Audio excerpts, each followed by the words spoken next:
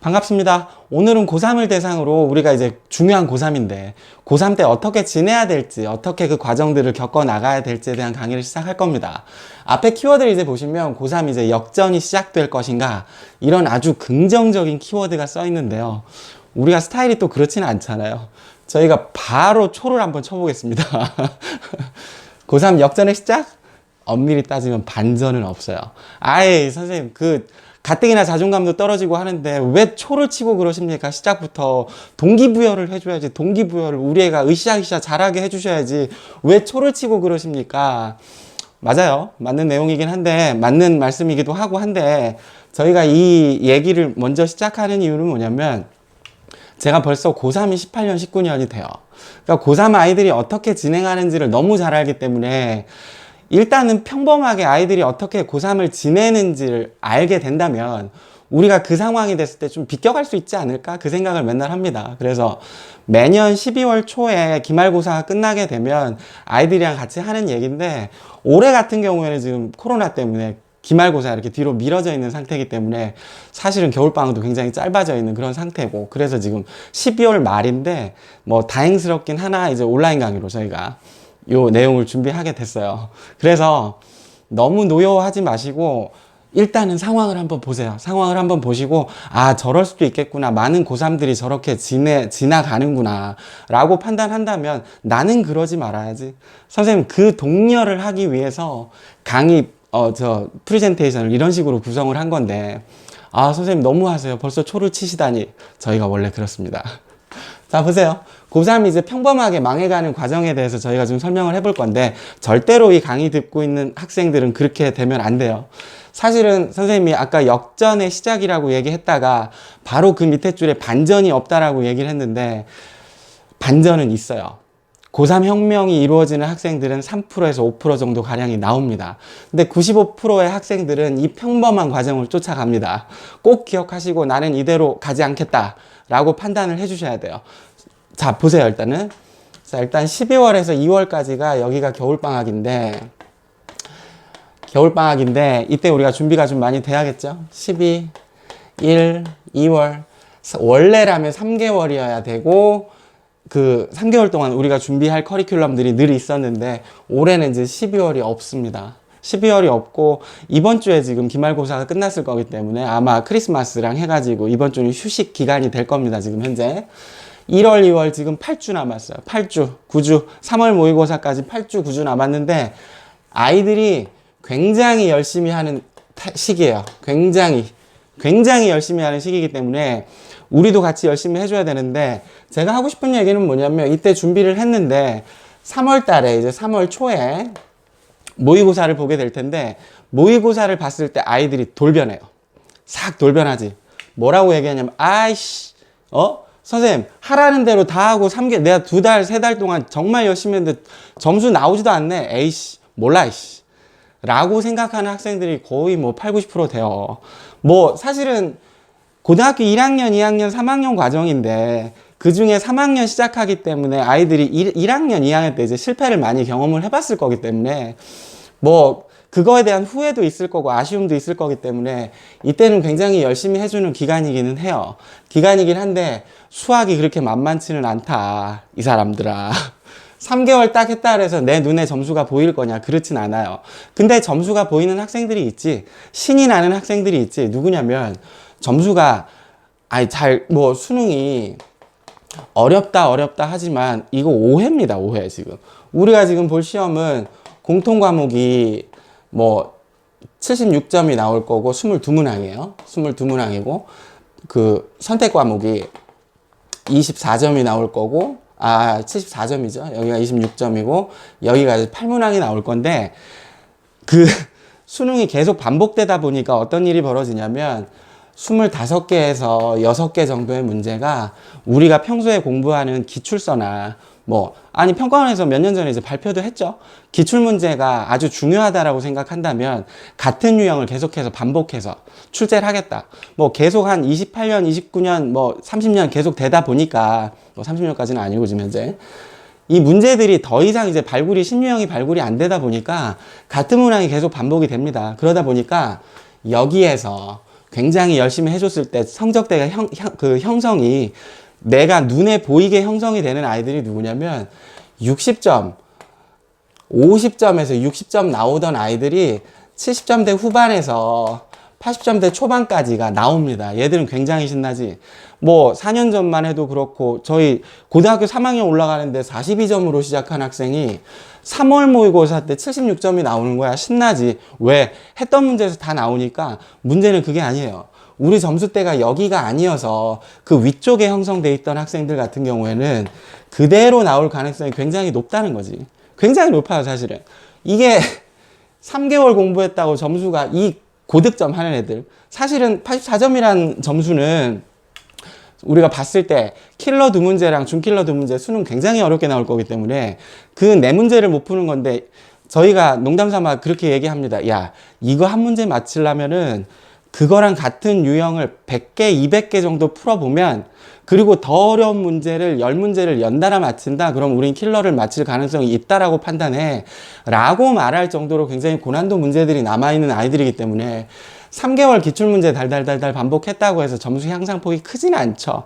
근데 아이들이 대부분 애들이니까, 이게 어른들이면 또는 아주 신중한 아이들 같으면 그렇지, 긍정적으로 진취적으로 생각해주는 아이들 같은 경우에는 그렇지, 내가 뭐 별로 한 게 없는데 저거 했다고 3개월 했다고 해가지고 이렇게 점수가 오를 거면 수학이 아닌 거지 라고 생각해주는 학생들이 그렇게 많지는 않다는 거지.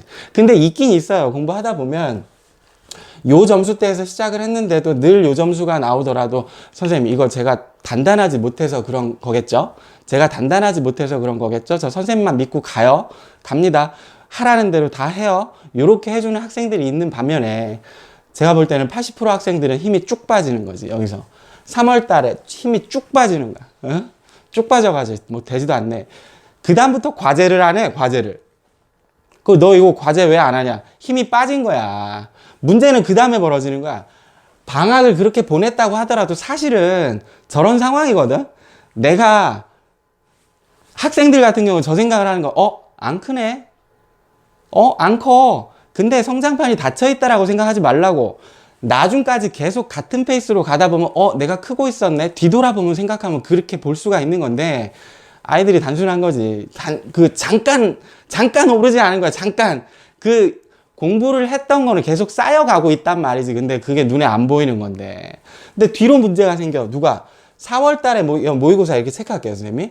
3월 모의고사에서 한번 그런 경험을 하고, 4월 달에는 집중도 못 해. 그러니까 우리가 3학년 때는 2학년 때까지는 모의고사 대비를 그렇게 진지하게 하지는 않는데, 우리가 각 모의고사들마다 모의고사 대비 문제를 계속 내준단 말이지. 근데 3월 달에는 이렇게 열심히 하고 있으니까 기출문제 풀고 막 내신 대비하고 뭐 미적분 해야 되니까 내신 대비하고 모의고사도 같이 풀어주고 막 하다가 4월 달에는 학생들은 늘 자기가 듣고 싶은 얘기만 듣는다니까. 선생님, 4월 모의고사는 문제은행이래요. 이거 준비 잘 안 돼도 된다고 하던데, 자기가 힘드니까 짐을 내려놓기 시작하는 거지. 그게 문제가 아니야. 이 4월 달에는 우리가 내신이 남아있기 때문에 한 달을 통으로 못하는 거야. 전체적인 영양학습을 못해. 하는 애들은 해요.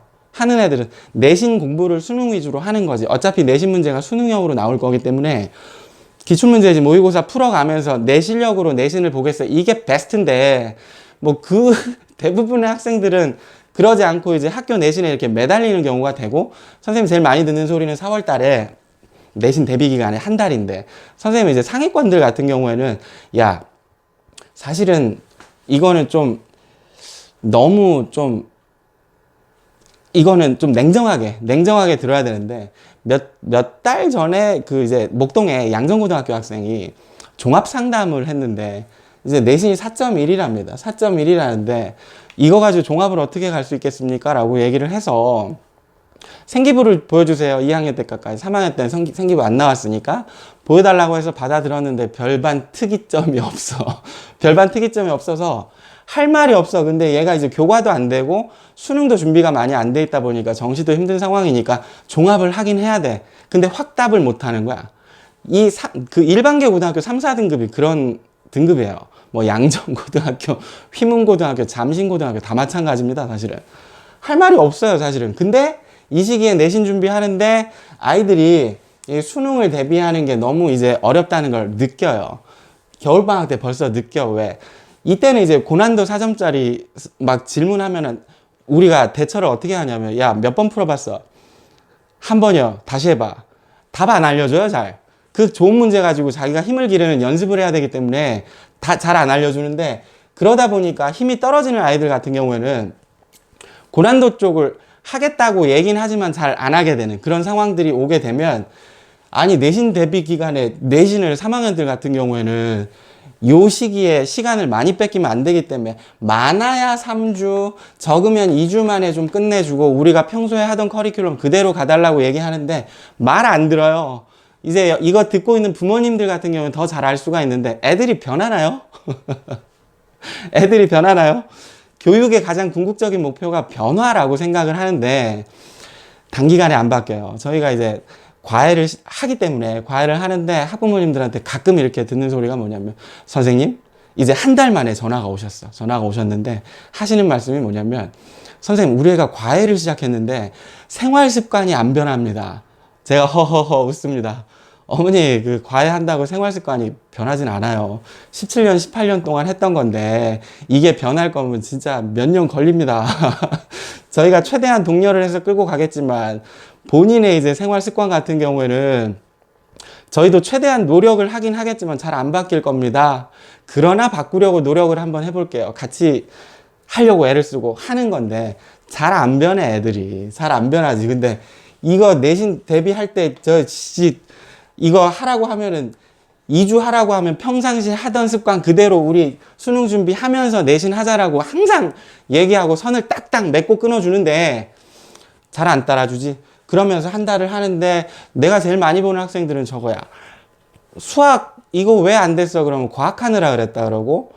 근데 이제 그 과학 선생님 내가 모르니까 어떻게 확인할 수가 없는데 간혹 여기서 내가 아는 영어 선생님한테 영어를 듣는 학생이 있으니까 그 영어는 좀 어때요? 이렇게 물어보면 그 간혹 내가 아는 과학 선생님한테 과학을 듣다가 이렇게 서로 왔다 갔다 학원을 하는 경우가 있으니까 물어보면, 야, 그 선생님들이 그래. 야, 수학하느라고 안 된다는데 그쪽은 어때? 뭐 이런 식이 되니까 결국은 이 한 달 동안에 내신 대비도 잘 안 되고 우리가 1년 단위로 11개월 단위로 짰던 커리큘럼 자체도 많이 무너지고 이런 상황을 많이 보지.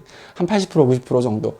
그 다음 이제 문제는 시험이 4월 말에 끝나주면 참 좋겠구만. 그러니까 하늘고등학교 이런 데는 진짜 4월 23일, 24일 막 이때 봐버려.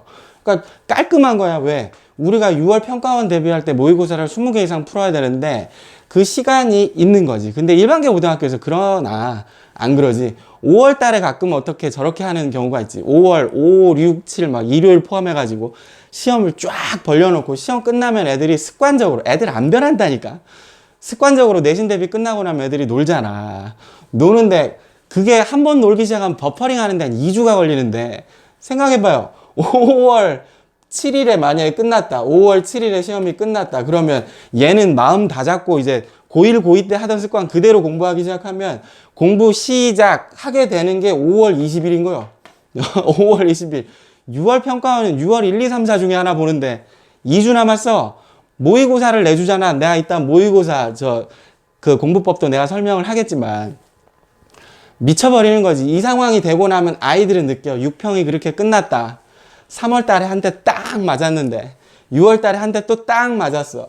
요 아이들은 5, 60점이 나오다가 70점대, 80점대가 나온 아이들 같은 경우에는 이때 좌절하는 거야. 아, 공부가 너무 안 돼 있다가 수능이 너무 많은 문항이 반복적으로 출제된다는 건 알아가지고 달달달달 반복해서 문제를 풀어줘서 점수가 올라갔는데 6월 달엔 그게 아니거든. 여기 고난도 출현 6월 달부터 고난도가 막 등장하기 시작하거든. 막 등장. 선생님 3, 4월 달에 상대적으로 나오긴 나오는데 상대적으로 덜 나오는 거지. 그러니까 우리가 1년 전, 6개월 전에 계속 알람을 울리면서 지금 우리가 6월 달 평가원 시험에서 고난도 2개, 킬러 2개랑 준킬러 2개 정도를 우리가 풀어내려고 한다면 이렇게 하면 안 돼, 저렇게 하면 안 돼, 늘 난리를 치는데 애들은 우리 말을 안 듣는다니까? 그래요. 여기 딱 끝나면 애들이 두 번째 삥 맞았지. 방학 때 했는데 되지도 않네? 내가 6월 달에 난 또 잘할 줄 알았는데 되지도 않네? 아니, 근데 잘 생각해보면 한 게 없어. 별로 한 게 없이 이렇게 가요. 그 6편 끝나고 나면 이제 7월 달에 또 6편 끝나자마자 뭐냐면 6월 달에 내신 대비. 내신 대비 똑같은 거야. 이제 아이들이 점수대가 그래도 1점대 중후반이나 2점대 초반 나오는 애들은 종합이나 교과를 아직은 있기 때문에 여기 몰입을 해줘야 된다. 그러니까 아이들이 성적대가 많이 떨어질 수 있는 그 시기인데 선생님이 하고 싶은 얘기는 그러지 않을 수 있다니까. 우리가 마음가짐만 똑바로 잡으면은 참 어려운 얘기긴 하다. 어려운. 너는 그렇게 하냐. 상위권들 다 그렇게 해요. 상위권들 되고 싶으면 그렇게 해야 돼. 되고 싶으면 그렇게 해야 돼. 아니 저게 말이 됩니까? 공부는 하기 싫은데 내가 좋은 성적은 받고 싶고 이거는 도둑놈 신본 거야. 이건 안 되는 거라고. 사실은 선생들이 존재하는 이유가 뭐야? 이렇게 하면 안 된다. 이렇게 하면 된다. 방향을 알려주는 거지. 선생들이 없으면 그런 쪽에서 스스로 학습할 때 시행착오를 너무 많이 겪을 거 아니야. 그렇잖아요. 그럼 6월 달 또 그렇게 보내요. 7월 달에 내신 시험을 보죠. 근데 모의고사가 바로 있어. 그 다음 주에. 대비도 못해. 대비도 못하는데 이제 여름방학이 남았네. 7월, 8월. 여름방학이 남았는데 여기 누가 도사리고 있지? 무시무시한 놈이 도사리고 있지. 누구요? 학생부 종합을 써야 되는 애들한테 아주 치명적인 여름방학이 될 건데 누구요? 자기소개서가 있지. 자기소개서가 작년 같은 경우만 해도 우리는 이제 다행인 게 2022학년도 같은 경우에는 전체 문항이 이제 세 문항으로 줄고 글자 수도 3,100자 정도로 준대요. 근데 이제 작년 같은 경우만 해도 4,500자 합쳐가지고 문항도 1, 2, 3, 4번 뭐 이렇게 4개 정도 나오고 이랬었으니까 이때 진짜로 뭐 내신 좋고 저 종합전형 준비하는 애들 같은 경우에는 일주일이 뭐야. 막 이 선생님한테 확인받고 저 선생님한테 확인받고 까이고 한 달 내내 밤새고 공부 못하고 이런 경우 너무 많이 봤으니까 우리 벌써 몇 월이 됐죠? 9월이 됐어요. 그쵸? 9월 1, 2, 3 중에 1, 2, 3, 4 중에 하나에 또 9월 모의고사를 볼 텐데 3월 달, 6월 달, 9월 달 모의고사가 딱 끝나고 난 다음에 아이들은 느낍니다. 이 상태로 진행했을 때 뭘 느끼냐면 이번 수능은 망했구나를 느껴요. 이번 수능은 망했구나. 선생님 2달이나 남았잖아요. 여기가 제일 큰 문제야. 공부하지 않아. 현역 고3들 공부하지 않아. 왜? 이쪽에서부터 6월 달부터 무시무시한 언니 오빠들이 등장하기 시작하거든. 누구? 서울대학교 생명과학부 들어갔는데 의대나 한번 가볼까? 반수하는 애들. 그리고 간혹 저런 애들 있지. 공부 굉장히 잘했고 수학 1등급, 2등급 나오고 하던 아이들이 수능 봤을 때 긴장을 하거나 뭐 기타의 다른 이유들 때문에 4, 5등급이 나오는 경우가 부지기수니까 사실은. 그 아이들이 내가 평소에 받았던 모의고사 점수보다 형편없이 낮은 점수를 받았을 때 재수를 택하게 되는데 그 뭐 재수 성공률이 그렇게 높진 않지만 상위권의 그 무시무시한 애들은 성공을 합니다. 사실은 자기 점수만 유지해도 성공하는 거니까 걔들 같은 경우에는. 그 무시무시한 애들이 들어오면 이때부터는 등급이 떨어지기 시작해. 간혹 선생님이 이 얘기를 하면 학부모님들께서 간혹 저러실 때가 있어. 언제가 있냐면 그럼 우리 애는 계속 점수가 떨어지겠네요. 그거 다 눈에 뻔하는데 공부를 왜 시킵니까? 그 뜻이 아니에요. 그 뜻이 아닙니다. 이런 무시무시한 상황이 있기 때문에 이걸 어떻게 정면 돌파할 것인가 그 얘기를 하고 싶은 거야, 선생님은. 그 얘기를 하고 싶은 거지. 선생님은 그렇게 비관적인 사람이 아니거든. 굉장히 긍정적인 사람이고 지금 이 순간에 최선을 다한다는 게 어떤 의미인 건지 아는 사람이기 때문에 순간순간에 좀 최선을 다하게 할 수 있는 그런 마인드를 만들고 싶어서 이런 얘기를 하는 거야. 어떤 상황이 벌어지는지 알아야 거기에서 내가 실수하지 않을 테니까. 무슨 말인지 돼요? 무슨 말인지. 근데 선생님 지금 요 얘기 하고 있었는데 10월, 11월 요때가 문제인데 이때는 제 학생들 같은 경우에는 거의 미쳐 날뜁니다. 9월달 평가원 끝나고 10월, 11월 한 45일 정도를 정말 힘들어요. 여학생들 같은 경우는 실제로 울어요. 왜? 같은 이유야. 공부는 해야 되는데 공부가 너무 하기 싫으니까 울어. 너무 하기 싫고 하니까 울어, 상위권들. 그나마 우는 애들은 나는 다행이라고 생각해. 왜? 울면서 학원에 와가지고 선생님 저 멘탈 좀 잡아주세요. 이런 학생들 많으니까. 그럼 제시를 합니다. 물론 내 방법이 다 맞는 방법은 아니겠지만 제시를 하고 같이 안고 가려고 최대한 연착륙 시키려고 애를 쓰는데 문제는 누구냐면 말을 안 해.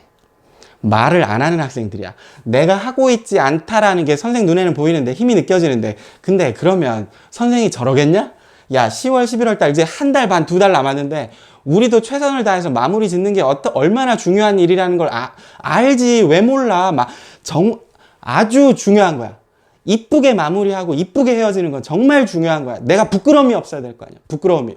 근데 만약에 내가 여기서 애가 공부를 안 해. 그렇다고 야 너 이제 그만해. 어차피 안 할 건데 학원 나오지 마. 돈 아까워. 라고 얘기할 수 있을까? 안 되지. 오해하지 말라니까. 학생들도 마찬가지고 학부모님들도 마찬가지인데 이거 내가 책임지려고 끝까지 붙잡고 가는 거야. 응? 이때 멘탈 나가는 애들이 내가 봤을 때 99%야. 아주 최상위권들도 멘탈 나가. 정말 내가 지금까지 해왔던 거에 대해서 에너지도 쭉 떨어져 있는 상태고 그런데 왜 여기서 문제가 되냐면 6월 달에 그 무시무시한 언니 오빠들이 들어오더라도 이때 제 학생들이랑 학력 차이가 별로 안 나거든? 사실 별로 안 납니다, 사실은. 그런데 10월, 11월에 재수생들은 알아. 내가 작년에 그 미친 짓을 해가지고 내가 지금 여기서 재수학원에서 이 짜증나는 짓을 1년 동안 내가 또 했다는 걸 알고 있다고. 걔들은 이때 해냅니다. 여기서 격차가 확 벌어지는 거야. 이게 되게 많이 봐요. 되게 많이 봐. 9월 달까지 그나마 격차가 많이 없었는데 10월, 11월 보내고 11월 중순에 이제 수능 봤는데 그 점수의 격차는 아니 실제로 국영수 세 과목의 등급이 6개가 떨어지는 경우도 많이 봐요. 국어가 4등급이었는데 6등급, 수학이 3등급이었는데 5등급, 영어는 사실 등급 떨어지면 안 되잖아. 2등급이었는데 5등급 이렇게 떨어지는 경우 진짜 많이 봅니다. 저희가 진짜 많이 보기 때문에 이게 평범한 고3들이 망해가는 과정이에요. 망해가는 과정인데 이러지 않았으면 좋겠어. 선생님이랑 공부하는 학생들, 선생님 지금 고3 18년 차. 고3 18년 차예요. 고3만 계속 하고 있는, 고3만 계속. 왜 모르겠습니까? 그 상황에서 아이들이 어떤 선택을 할지 왜 모르겠습니까? 그래서 같이 해주려고 하는 거잖아. 같이 해주려고. 일단은 시작부터 선생님이 너무 무시무시하고 초치는 얘기를 해서 미안한데 그러면 이제 바꿔볼게요, 선생님. 선생님이 이렇게 비관적인 사람은 아니니까 우리가 니네가 전부 다 이렇게 될 거다라고 절대 생각하고 싶지 않아, 선생님은. 응? 선생님은 그래요. 그래서 이제 두 가지로 나눠가지고 뭐 멘탈적인 부분에 대한 학습법, 이제 학습법인데 두 번째는 선생님이 아주 수학에 대한 학습법에 대한 얘기를 할 거고 첫 번째는 전반적인 학습법에 대한 얘기를 하면서 요거 마무리 지으려고 하거든. 요거 정리하고 계속 가보겠습니다. 자, 그러면 이제 전반적인 우리 상황이 어떻게 될지 확인했으니까 구체적으로 수학을 어떻게 공부해야 될지 그게 되게 중요할 것 같은데 첫 번째는 이제 여러 가지 이제 카테고리를 선생님이 정해놨는데 그거보다 중요한 거는 이제 세모를 만들지 마세요 라고 선생님이 느낌표를 써놨는데 이게 무슨 뜻이냐면 아이들이 이제 문제를 풀죠. 1, 2, 3, 4, 5번 이렇게 푸는데 이거 맞췄어, 틀렸어, 맞췄어. 그럼 우리가 뭐부터 시작해야 된다 그랬지? 이거는 고1 반이든 고2 반이든 중학생들 반이든 고3이든 선생님이 늘 강조하는 건데 이거 다음에 해야 될 일은 뭐죠? 맞습니다. 맞힌 문제에 대한 해설을 먼저 보는 거예요. 뭐 자기 분석 시작이에요. 자기 분석. 아니 내가 푼 문제가 정확히 내가 해설과 같이 풀었는지 해설과 다르게 풀었는지 이게 해설과 다르다 그러면 이거 학원 와서 선생님한테 질문해야 되는 거고 무슨 말인지 되시죠? 자기 분석이 되셔야지 내가 뭘 정확히 알고 뭘 정확히 모르는지 그걸 판단해야 되는데 대부분의 아이들이 어떠냐고 80% 90% 이상이에요. 80% 90% 이상 100문제까지 풀면은 쭉 풀다가 한 80번까지 하다가 고3들은 그래도 많이 하지 고1들은 한 65% 정도 하다 끝이야. 쭉 하다 그냥 와요. 그럼 우리가 그 문제집 푼 거 확인하면 제일 먼저 하는 얘기가 뭐냐면 야 정답 확인도 안 했냐? 이게 뭐야 정답 확인도 안 하고 그냥 온 거 이거 병신짓 한 거잖아. 병신짓. 공부를 한 것도 아니고 안 한 것도 아니고 자기 분석도 안 되고 내가 뭘 아는지 모르는지도 모르는 상태에서 온 거 아니야. 내 풀이가 해설풀이랑 맞는지 다르는지도 모르고 와가지고 학원에 와가지고 대가리를 비우고 선생님한테 눈을 말똥말똥 뜨고 선생님 저한테 먹이를 넣어주세요. 안 들어간다니까? 이게 무슨 새 모이 주는 겁니까? 공부가? 아니잖아. 절대 안 돼요. 자기 분석 시작하시고 아는 문제 해설 보시고 선생님 저는 습관이 이렇게 안 돼가지고 안 돼요. 저는 마친 거 이거 시간도 없고 이거 다 못해요. 그렇게 하시면 돼요.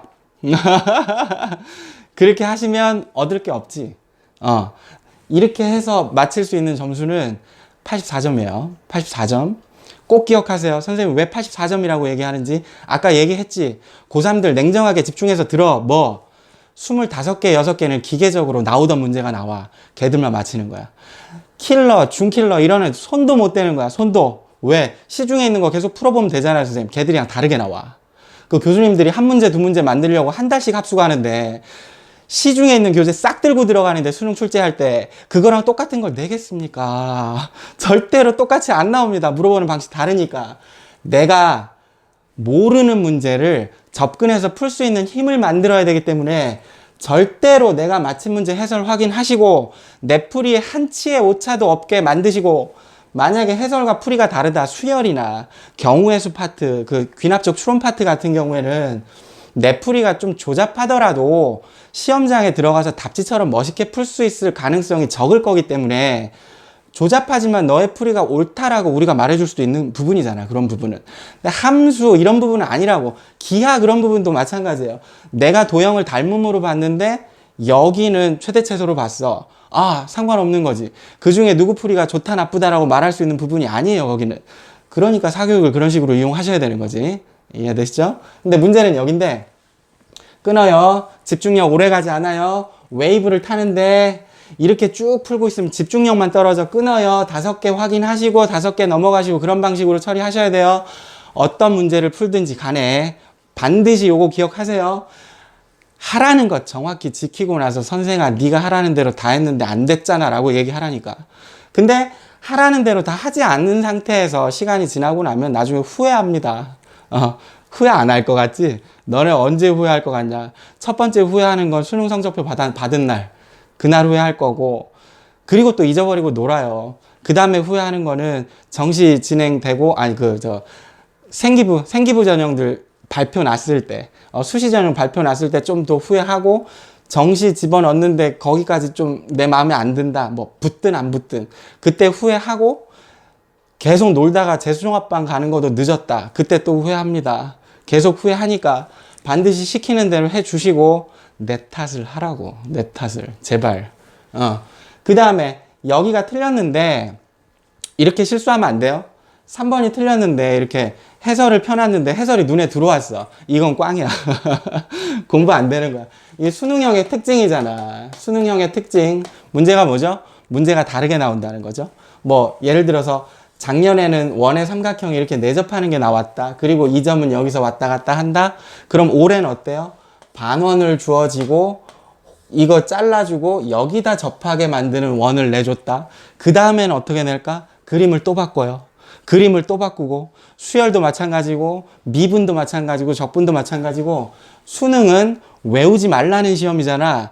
그러니까 선생님이 수업 시간에 맨날 강조하지만 힘을 길러야 된다. 모르는 문제가 나왔을 때 내가 그거를 이겨낼 수 있는 힘을 길러야 되는데, 그게 평상시에 해야 되는 거라고. 평상시에 그 힘을 길러 주셔야. 수능은 힘 베이스니까 선생님들이 강조하는 이 힘 베이스에 관련된 얘기가 궁금하시면 수업 시간에 난 맨날 얘기하는 거니까. 이거는 고3 내용 할 때는 선생님 굉장히 축약적으로 좀 설명하고 있는데, 혹시 학생들은 안 들어도 되고 학부모님들께서 이 도대체 힘 베이스, 암기 베이스 이게 무슨 말인지 궁금하시면 며칠 전에 제가 올렸던 고일학습법에서 확인하시면 좋을 것 같습니다. 힘 베이스이기 때문에 모르는 문제가 있으면 답지를 보지 말고 될 때까지 하셔야 되고, 선생님 2시간을 했는데 안 돼요. 그러면 놔두시라고. 나중에 다시 해. 2시간 하셨으면 공부 충분히 하셨어. 고3들은 선생님이 뭐라 그래? 고1들은 될 때까지 해봐라. 고2들은 최소 1시간 정도 해봐라. 고3들은 최소 30분 이상은 해봐야 된다. 그래야 힘이 길러진다. 안 그러면 우린 84점의 벽을 극복하지 못한다. 라고 늘 얘기를 하죠. 근데 만약에 혹시 해설을 펴놨는데, 그러니까 빠른 정답 있잖아. 그런 것도 잘 활용하시고. 답을 보는 것만 해도 사실은 손해야. 왜? 아니, 정답이 19인데 나는 21이라고 했어. 그럼 19? 더 적네? 그럼 아이들이 문제 풀 때 접근할 때 더 적은 방향으로 생각하게 되거든. 그것도 문제거든, 사실은. 근데 여기를 답지를 슬쩍 봤는데 아씨 거기였어. 다시 풀고 세모 이렇게 치는 순간 망하는 거야. 망하는 거야. 이 문제 의미 없어져요. 문제 의미 없어진다고. 이게 무슨 말이냐면, 세모를 만들지 마세요 그랬잖아. 세모 만들면 안 돼요. 우리는 연습할 때 틀렸던 거를 실제 시험장에 들어가면 똑같이 틀립니다. 자기가 그거 틀렸는지 맞췄는지 확인할 길이 없어요. 평소에 연습을 하셔야 돼. 뭐 원샷 원킬. 내가 문제를 풀 때는 내 풀이를 믿고 간다. 그 정도까지 가려면 평소에 절대로 답지 보시면 안 돼요. 답지 보시면 안 되고, 어떤 애들 같은 경우에는 진짜 이렇게 책 펼쳐놓고 보면 문제가 2페이지, 2페이지 합쳐서 13개 정도밖에 안 나오잖아, 문제가. 그 중에 6개, 7개가 세모야. 그럼 진지하게 물어보지. 야, 이거는 세모도 의미는 여러 개가 있을 거니까. 야, 틀렸는데 다시 풀어서 된 거냐? 아니면 답지 보고 세모 친 거냐? 그러면 대부분의 아이들은 답지 보고 세모를 이렇게 쳐놓고 씩 웃죠. 근데 독특한 아이들 같은 경우에는 첫 번째 풀이가 틀려서 답지를 안 보고 다시 풀었다는 거야. 그래서 세모를 친 건데, 그럼에도 불구하고 한 40% 정도의 세모가 나오는 아이들 같은 경우에는 굉장히 위험한 거지. 왜? 수능 시험장 들어가 보세요. 내가 뭘 틀렸는지 검사할 시간 없어. 그렇다면은 평상시에 걔들을 한 방에 맞히는 연습을 해야 되는데 잘못하고 있는 거지. 뭐 음악 들으면서 공부하나? 옆에 지나가는 뭐 사람들 보면서 공부하나? 왜 집중력이잖아. 이거는 집중을 하셔야 그 문제를 내가 정답을 정확히, 이거 실수 아니에요. 오해하시면 안 돼요. 이게 실수 아니야. 내가 얘기를 하나 해주자면, 선생님은 세모가 없었습니까? 있었죠. 세모가 많았죠. 특히 사탐과탐에 세모가 많았죠. 우리 때는 이제 사탐과탐 다 시험 보는 세대였으니까. 그런데 고2 말에 내가 기연을 얻었지. 기연. 아주 좋은, 중요한, 기이한 인연을 얻은 거지. 이게 뭐냐면, 수능이 끝나니까 선배들이 책을 버리는 거야. 책을 버리는데, 선생님이 되게 이제 좀 무시했던, 선생님 좀 싸가지 없었지. 내가 좀 무시했던 국어 선생님이 있었는데, 국어 선생님이 이제 책을 주워가지고 주더라고. 선배들이 버린 책을. 그래서 속으로 뭔 생각을 했냐면, 아이씨, 이발, 줄 거면 새 책을 주던가. 이 뭐야, 헌 책을. 이 쓰잘데기 없는 거를. 근데 이제 선생님이 주시니까 내가 그렇게 싸가지 없지는 않았거든. 책을 주시니까 몇 권을 이렇게 받아가지고 교실에 와가지고 버리려고, 쓰레기통에 이렇게 버리려고 하다가, 뭐 그래도 보긴 봐야 될 것 같아고 뭘 줬나 보려고 이렇게 봤더니 기절초풍한 거지. 두 명의 선배의 책이야. 한 명은 서울대 합격한 선배고, 두 번째는 경찰대 합격한 선배였습니다. 선생님은 인구 4만의 도시에서 고등학교를 다녔어요. 그 학교에서 부천에 웬만한 상동, 중동에 있는 학교보다 훨 낫다니까요. 그래서 우리 선배들 한 명 서울대 붙고 한 명 경찰대 붙고, 우리 동기들이 서울대 3명 붙었으니까 여기랑 비교하시면 안 돼 지금. 그 인구 4만의 그 도시에서. 근데 이 형들의 책을 봤는데 내가 기절초풍한 거지. 왜? 나는 그때 저렇게 생각했거든. 뭐 어떻게 생각했냐면, 아니 사탐 과탐 정도야. 국어도 마찬가지고, 국어도 틀리는 게 되게 많았었는데 이렇게 고치고 세모치고 고치고 세모치고 했는데, 이 서울대 간 선배랑 경찰대 간 선배 국어책을 봤어요. 이 선생님한테 책을 준 선생님이 국어 선생님이라 그랬잖아. 다른 거 관심 없는 거지, 자기는. 나한테 하고 싶은 얘기가 있었던 거야. 앞에 3명이 걸어가면 그 중에 1명은 나한테 선생이 될 수도 있어요. 무시하면 안 돼, 아무도. 이 선배들 책을 봤는데 내가 깜짝 놀랐어. 이 400페이지짜리 문제집인데, 이렇게 옆으로 넘기는 문제지였는데, 그냥 별 생각 없이 이렇게 넘기다가 나중에 중간까지 넘겨보다가 벼락을 맞았지, 내가. 찌릿! 그게 뭐였냐면, 이 서울대 형 마찬가지로 경찰대 합격한 형, 뭐 이름은 내가 얘기를 안 하겠습니다. 이름은 얘기를 안 하는데, 책을 봤는데 전체에서 그 400페이지짜리 문제에서 틀린 문제가 2개야. 2개 딱. 와, 기절초풍하는 거지. 그대로 3학년들이 3층, 2학년들이 2층 이렇게 쓰니까 쫓아 올라갔어, 그냥. 뛰어서 쫓아 올라갔는데, 이 서울대 붙은 형은 중학교 선배였고, 경찰대 붙은 형은 이제 고등학교 때 가서 동아리 같이 했던 선배였는데, 두 형을 찾아가가지고 물어봤지. 이거 어떻게 이럴 수가 있냐. 형, 이거 어떻게 이럴 수가 있어. 그랬더니, 이렇게 씩 웃더니, 이게 고3과 고2의 차이야. 야, 너 고등학교 2학년 탑급이라며. 예, 공부 좀 하는데, 이거 뭔지 모르겠어가지고, 이게 어떻게 이렇게 되는지 잘 궁금해가지고, 그랬더니, 아직 멀었네. 이거 세모의 뜻을 모르는구만. 근데 더 충격적이었던 건 뭔지 아냐? 서울대 붙은 형은 그 자기가 틀린 문제 2문제에다가 뭐라고 코멘트를 달아놨냐면, 이 책이 잘못됐다. 해설이 잘못된 것 같다. 아무리 봐도 내 답이 맞는 것 같은데 선생님들한테 물어봐도 정확한 해설이 없고 나는 수능에 나와도 이 문제의 답은 이거라고 하겠다. 자기 생각이 아주 확실한 거지. 근데 이 형들이 정확한 얘기를 해준 건 아닌데 내가 이제 깨닫긴 한 건데 이 경찰대 합격한 형이 나한테 그러더라고. 이 형은 이제 중학교 선배다 보니까 가 이 새끼야. 가 이 새끼야. 네가 알아봐. 이런 스타일이고 남자들 뭐 그렇지. 근데 이 형은 야 한마디 해주더라고. 야 세모가 있어. 네 풀이의 한 페이지에 절반 정도가 세모가 있어. 그렇다면 수능에서 진짜로 그 문제를 처음 봤을 때 한 방에 맞힐 수 있을까? 검사할 시간 부족한 거 너도 알 텐데 그 얘기를 하더라고. 찌릿 찌릿. 그러니까 나한테 이 책을 주셨던 국어 선생님 같은 경우에는 문제가 정말 많았던 막 있었어요. 그러니까 우리가 생각할 때 멘탈이 좀 불안해 보인다. 아이들도 느끼거든. 아이들도 선생님이 쓸데없이 막 화를 내고 뭐 하지 말아야 될 거 하고 막 그러는 선생님들이 있으니까. 근데 그래서 어린 나이여서 선생님도 굉장히 많이 무시했었는데 사실은 선생님이 고3 때 공부하게끔 고3 때 공부할 때 가장 큰 조언을 해줬던 선생님이 된 거지. 그 선생님이. 그러니까 절대로 내가 저 생각을 하고 가셔야 돼. 이 세모 만들지 마세요의 의미는 평소에 풀지 못하면 수능에서도 풀지 못한다는 거야. 평소에 내가 정답을 한 방에 내지 못하면 수능에서도 한 방에 그 놈을 풀지 못할 거기 때문에 어차피 공부가 안 된 거야. 그러니까 어떻게 하라고? 모르는 문제가 나왔는데 반복해서 풀었는데 이거 사실 선생님 같은 경우에는 그래. 수능 문제가 아까 얘기했지만 수능형 문제가 계속 바뀌어서 나온다니까? 계속 바뀌어서 나오기 때문에 특정한 어떤 학년도, 뭐 2018학년도 30번, 아주 완전 최악의 오답률을 가졌던 그런 문제를 우리가 풀어준다고 해서 그거랑 달라진 문제를 대응할 수 있는 힘이 길러지는 게 아니기 때문에 이제 우리가 변해야 살거든? 변해야 사는 건데, 이따가 선생님 이제 변화에 대한 얘기를 하겠지만, 여기서 우리가 지금 습관이 돼 있는 건 뭐냐면, 모르면 물어보라 그랬잖아. 야, 어려워? 어려우면 선생님한테 물어봐야지. 그럼 선생님 도와줄 거 아니야. 도움이 안 돼요, 수학은.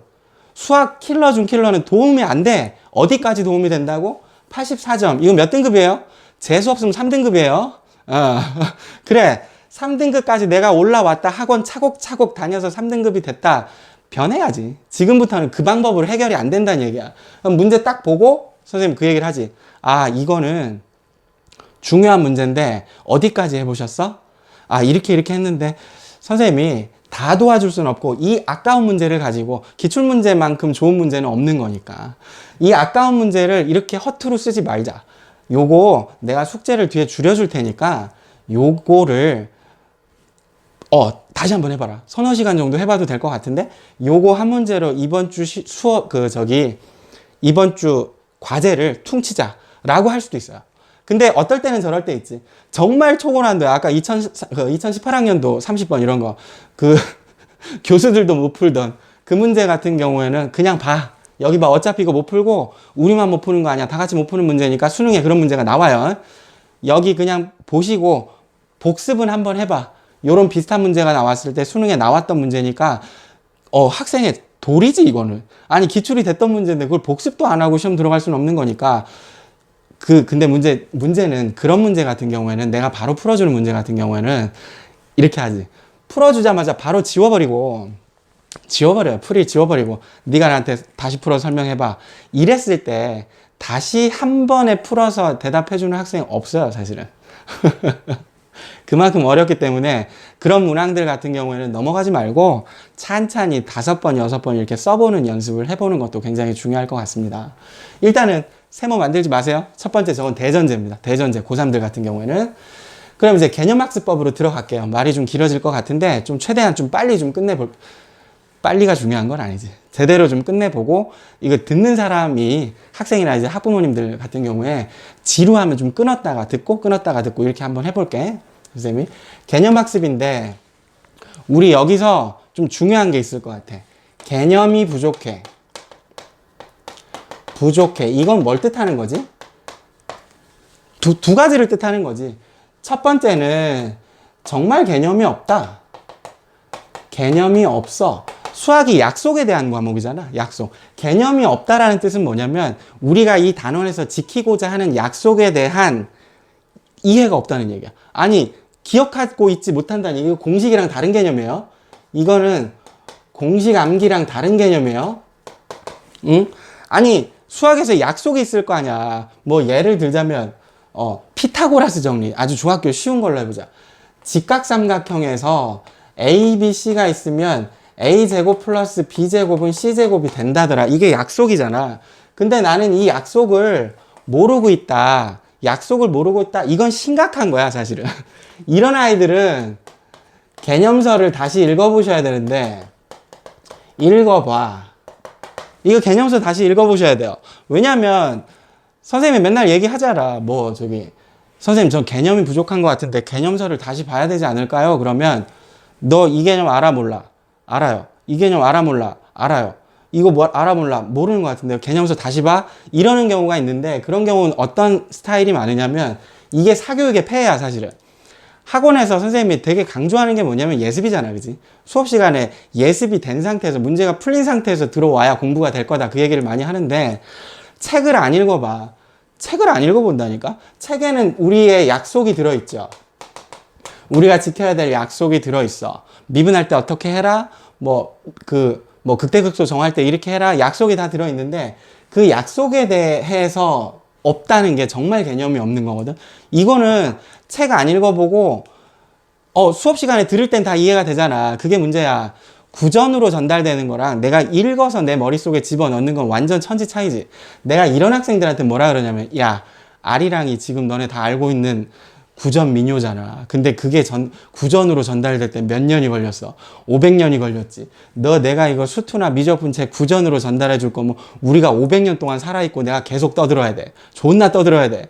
그걸 택할 거야? 라고 하는데, 이 학생들 같은 경우에는 기출까지 가지도 못해요.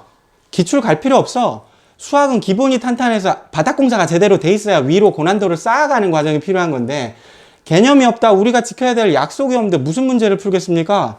이런 애들은 개념서로 돌아가는 게 맞아. 이런 애들은 개념서로 돌아가는 게 맞는데, 대부분 애들이 이제 4, 5등급 아이들이 이런데, 정말로 공부를 하다가 개념이 부족하면 개념서를 다시 봐야 되는 그런 경우입니다. 근데 문제는 뭐냐면, 이런 아이들이야. 개념은 다 알아.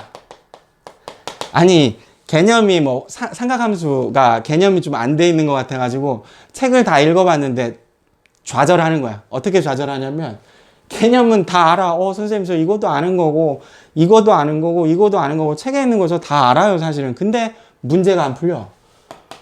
문제가 안 풀려. 이 경우가 대부분이지. 이 경우가 대부분이야. 그러면 요런 학생들한테 이제 디테일하게 안 들어가면 어떤 처방이 내려지냐면, 야, 문제를 봐도 요 개념은 달달달 외우고 있다니까? 근데 얘가 뭘 잘못하고 있는지 생각을 해봐야 돼.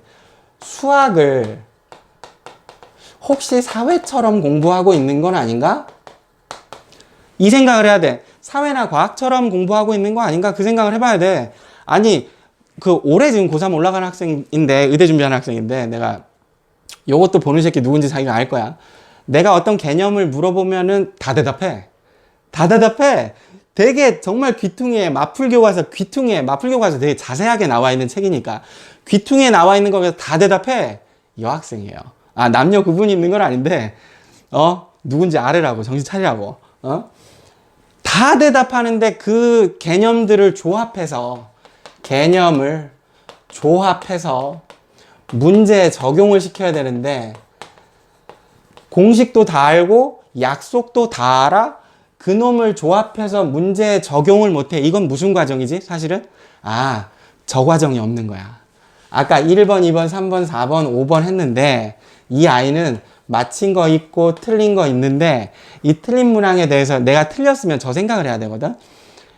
생각을 좀 바꿔봐야 돼. 전제를 좀 바꿔보고, 그림도 살짝 바꿔보고, 내가 어떤 개념을 쓰지 않았지? 어떤 조건을 쓰지 않았지? 그 연습을, 그 힘을 많이 길러야 되는데, 그 개념에 대한, 약속에 대한 조합을 통해서 문제에 적용이 들어가야 되는데, 이 과정에서 힘이 떨어지는 거거든?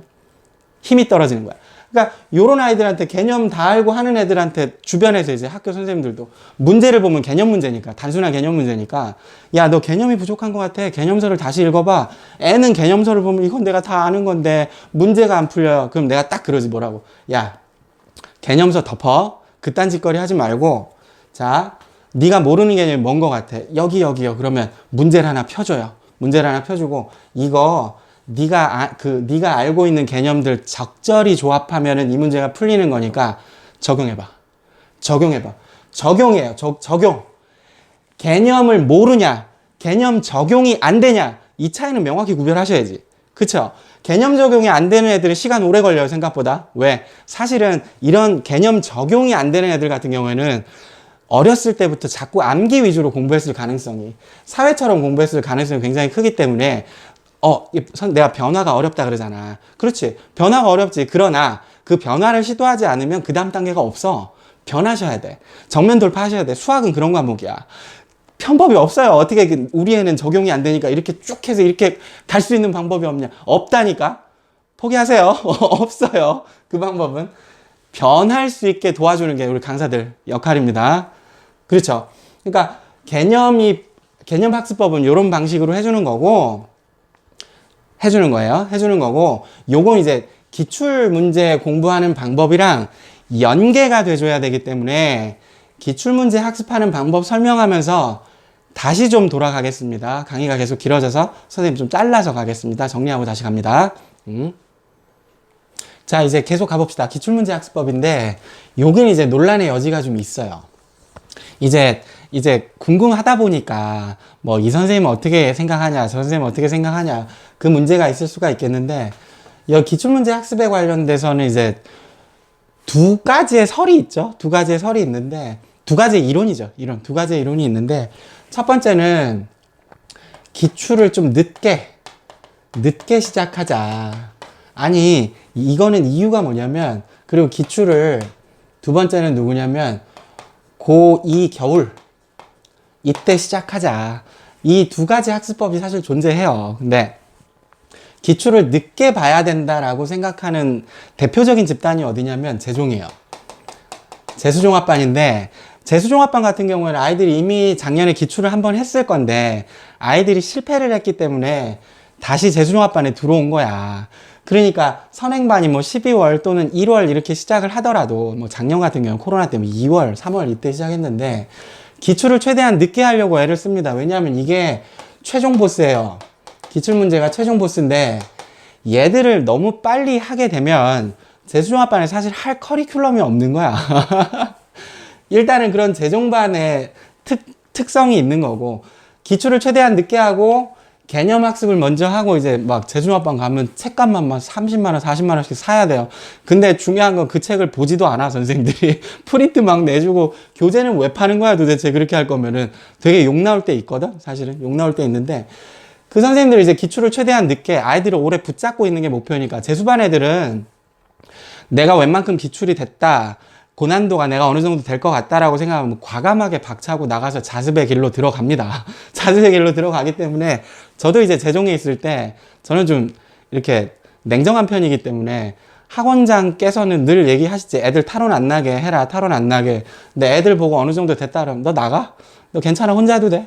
멘탈 나가는 것만 내가 관리해 줄 테니까 선생님한테 문자하고 나가. 원장님 되게 싫어하는 그런 선생 중에 하나인데, 일단 이 부류가 있고, 두 번째는 누구냐면, 기출을 좀 늦게 했으면 좋겠다.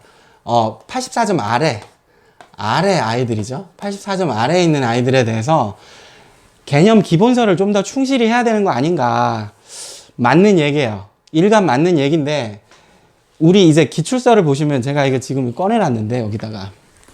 요게 수투 한 과목이 마풀, 뭐, 저랑 관계 없어요. 아무 관계 없는 책이고, 자이 마더텅 아무거나 전 다 씁니다. 뭐, 똑같은 거지. 뭐, 근데 두께 보세요.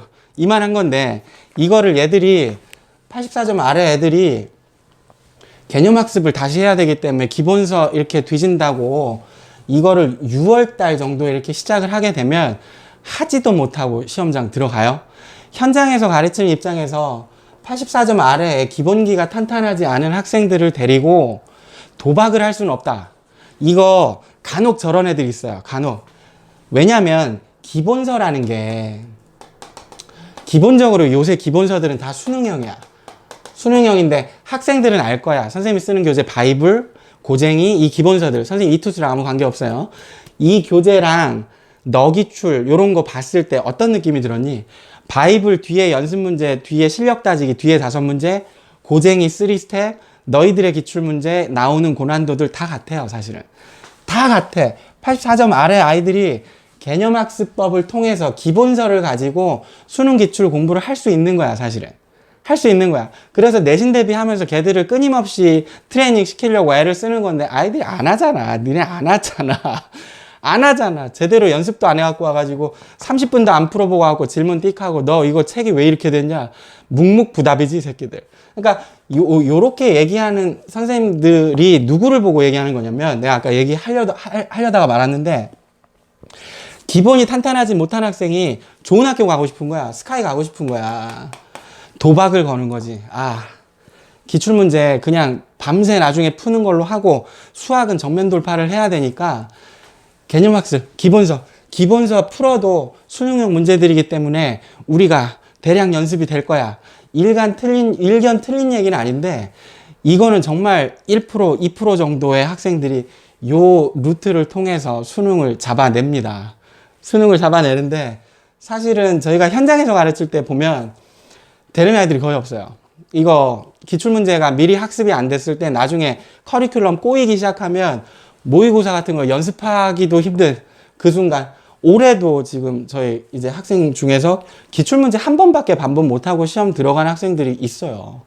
그런 학생들 작년에도 있었고 재작년에도 있었고 근데 기출 분석이 제대로 안 되고 시험에 들어가는 건 말이 안 되는 거니까 최대한 밸런스를 잡아가지고 어떻게 하면 효과를 극대화할 수 있는가 이게 저희 가장 큰 고민이 되는 건데 기출은 고2 겨울 때부터 시작하는 게 맞는 것 같아요. 근데 중요한 거는 모르는 문제가 나왔을 때 모르는 문제가 이렇게 있으면 선생들이 다 알려주면 안 돼. 이거 만약에 유튜브에 올리면 보는 선생들도 있을 건데 선생들이 유튜브 같은 데 이렇게 올리면 그런 왜 저런 그게 없겠어요. 막 멋진 풀이를 제시해가지고 야 나 죽이지 이 풀이 이렇게 하면 돼. 그렇게 선생들이 하면 안 될 것 같아요. 왜냐면 아이들이 선생이 멋지게 푸는 풀이를 본다고 해서 선생님 아까 그 힘 베이스 얘기는 그 수업 시간 했으니까 우리가 그 힘이 길러지는 게 아닌데 아이들이 보고 잊어버리는데 보고 지우고 다시 풀어봐라 그러면 바로 못할 건데 이걸 왜 멋진 풀이 하면서 과시하고 나 잘하지 죽이지 이럴 필요 없다는 얘기야. 모르는 문제가 나왔을 때 어떻게 해줘야 되냐면 이쁘게 체크하고 기출서는 3회에서 5회 정도 반복한다고 생각하고 나중에 볼 때를 대비해서 이쁘게 정리하셔야 돼요. 이거 내가 못 푼 문제 박스 채워놓고 이거 내가 저번에 30분 이상 풀어봤는데 안 된 거 다시 도전. 한 달 후에 다시 도전. 왜냐면 한 달 후면 자기 눈에는 안 보이겠지만 자기 성장판이 닫혀있는 것처럼 수학은 느끼겠지만 크고 있단 말이지. 한 달 지나고 봤을 때 그 30분 해서 안 됐던 게 10분 안에 풀릴 수도 있고 또 안 될 수도 있는 거고 그리고 2달 있다가 다시 해봤을 때 그런 식으로 아이들이 스스로 힘을 기를 수 있게 만들어주는 방식으로 강의를 진행을 해야 되고 아이들을 이끌어줘야 된단 말이지 사실은. 선생들의 그 멋있는 이과적인 풀이를 아이들이 흉내낼 수 없다니까? 우리도 그렇다니까?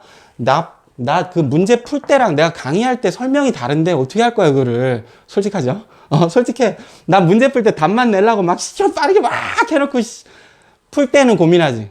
강의에서 영상 올릴 때는 어떻게 고민하냐면 씨발 이거 누가 볼 수도 있는데 내가 여기 요렇게 답 내려고 요렇게 까작했던 거 걸리면 쪽팔리잖아. 이거 야매 아니야 야매. 이쁘게 풀려고 다시 20분 30분 고민하는 거지. 무슨 말인지 되죠? 그러니까 기출문제는 선생님은 고2 겨울도 이르지 않다. 정말 빠른 학생들 같은 경우에는 걔들처럼 될 필요는 없는데 걔들처럼 될 필요는 없고 아직도 기회는 남아 있어요. 내가 아까 5%의 기회, 반전에 5%의 기회가 있다라고 분명히 말씀드렸는데 우리가 해야 될 약속, 우리가 지금 하고 있는 약속을 모조리 지켜주셔야 돼요. 책을 다시 볼 수 있게 만들어 놔야지. 기출 볼 때 1, 2, 3, 4 이렇게 해놓고 이거 도저히 모르겠다. 선생님이 오답률 몇 프로예요? 우리 다 외우고 있으니까 이거 오답률 거의 5% 가까이 되는 건데 이거 지금 보자. 이거는 내가 풀어줄게. 복습하세요. 또는 아니야. 이거는 지금 넘어가. 우리가 이걸 5번 볼 거니까 5번째 돌아올 때 얘가 풀릴 수 있길 기대해보자. 우린 실력이 늘 거야. 너의 힘을 길러라. 기다려볼게, 선생님이. 넘어갑시다. 체크 이쁘게 해두세요. 그런 방식으로 좀 진행을 돼야 되는데, 개념학습이랑 어떤 연계가 있냐고요? 그렇지. 어떤 연계가 있냐면, 아니, 기출을 푸는데 저기가 안 되는 거야. 수열을 하는데, 아니, 기출이 얘보다는 어렵겠잖아. 어려울 거 아니야. 기출문제 푸는데 막, 너무 어려운데, 정답률이 한 페이지에 50%밖에 안 나와. 이거 다시 하셔야 돼, 이거. 개념학습 다시 하셔야 돼, 이거. 다시 하셔야 된다고. 방법이 없어요. 이거, 기본기가, 우리 아까 개념학습 설명할 때 선생님이 개념이 진짜 없거나 개념을 적용을 못하거나 두 가지 다 문제거든. 두 가지 다 문제인데, 기출서를 한 페이지를 풀든 100문제를 풀었든 정답률이 50%밖에 안 나온다. 개념학습이 안 된 거야, 이거는. 다시 가셔야 됩니다.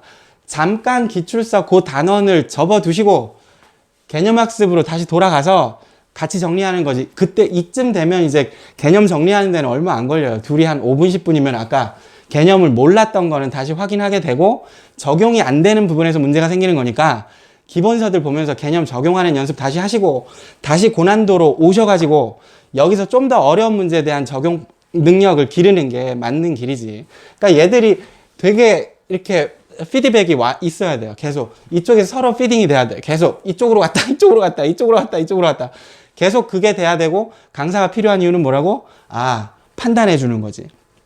나는 그랬었는데 선생님 혼자 공부했고 시행착오를 너무 많이 겪었기 때문에 고등학교 2학년 때 씨발 누가 내가 지금 이렇게 열심히 하고 있는데 네가 하는 방향이 맞다라고만 말해주는 선생님 한 명만 있었으면 좋겠다 그 생각했었는데 우리가 그걸 해주겠다니까.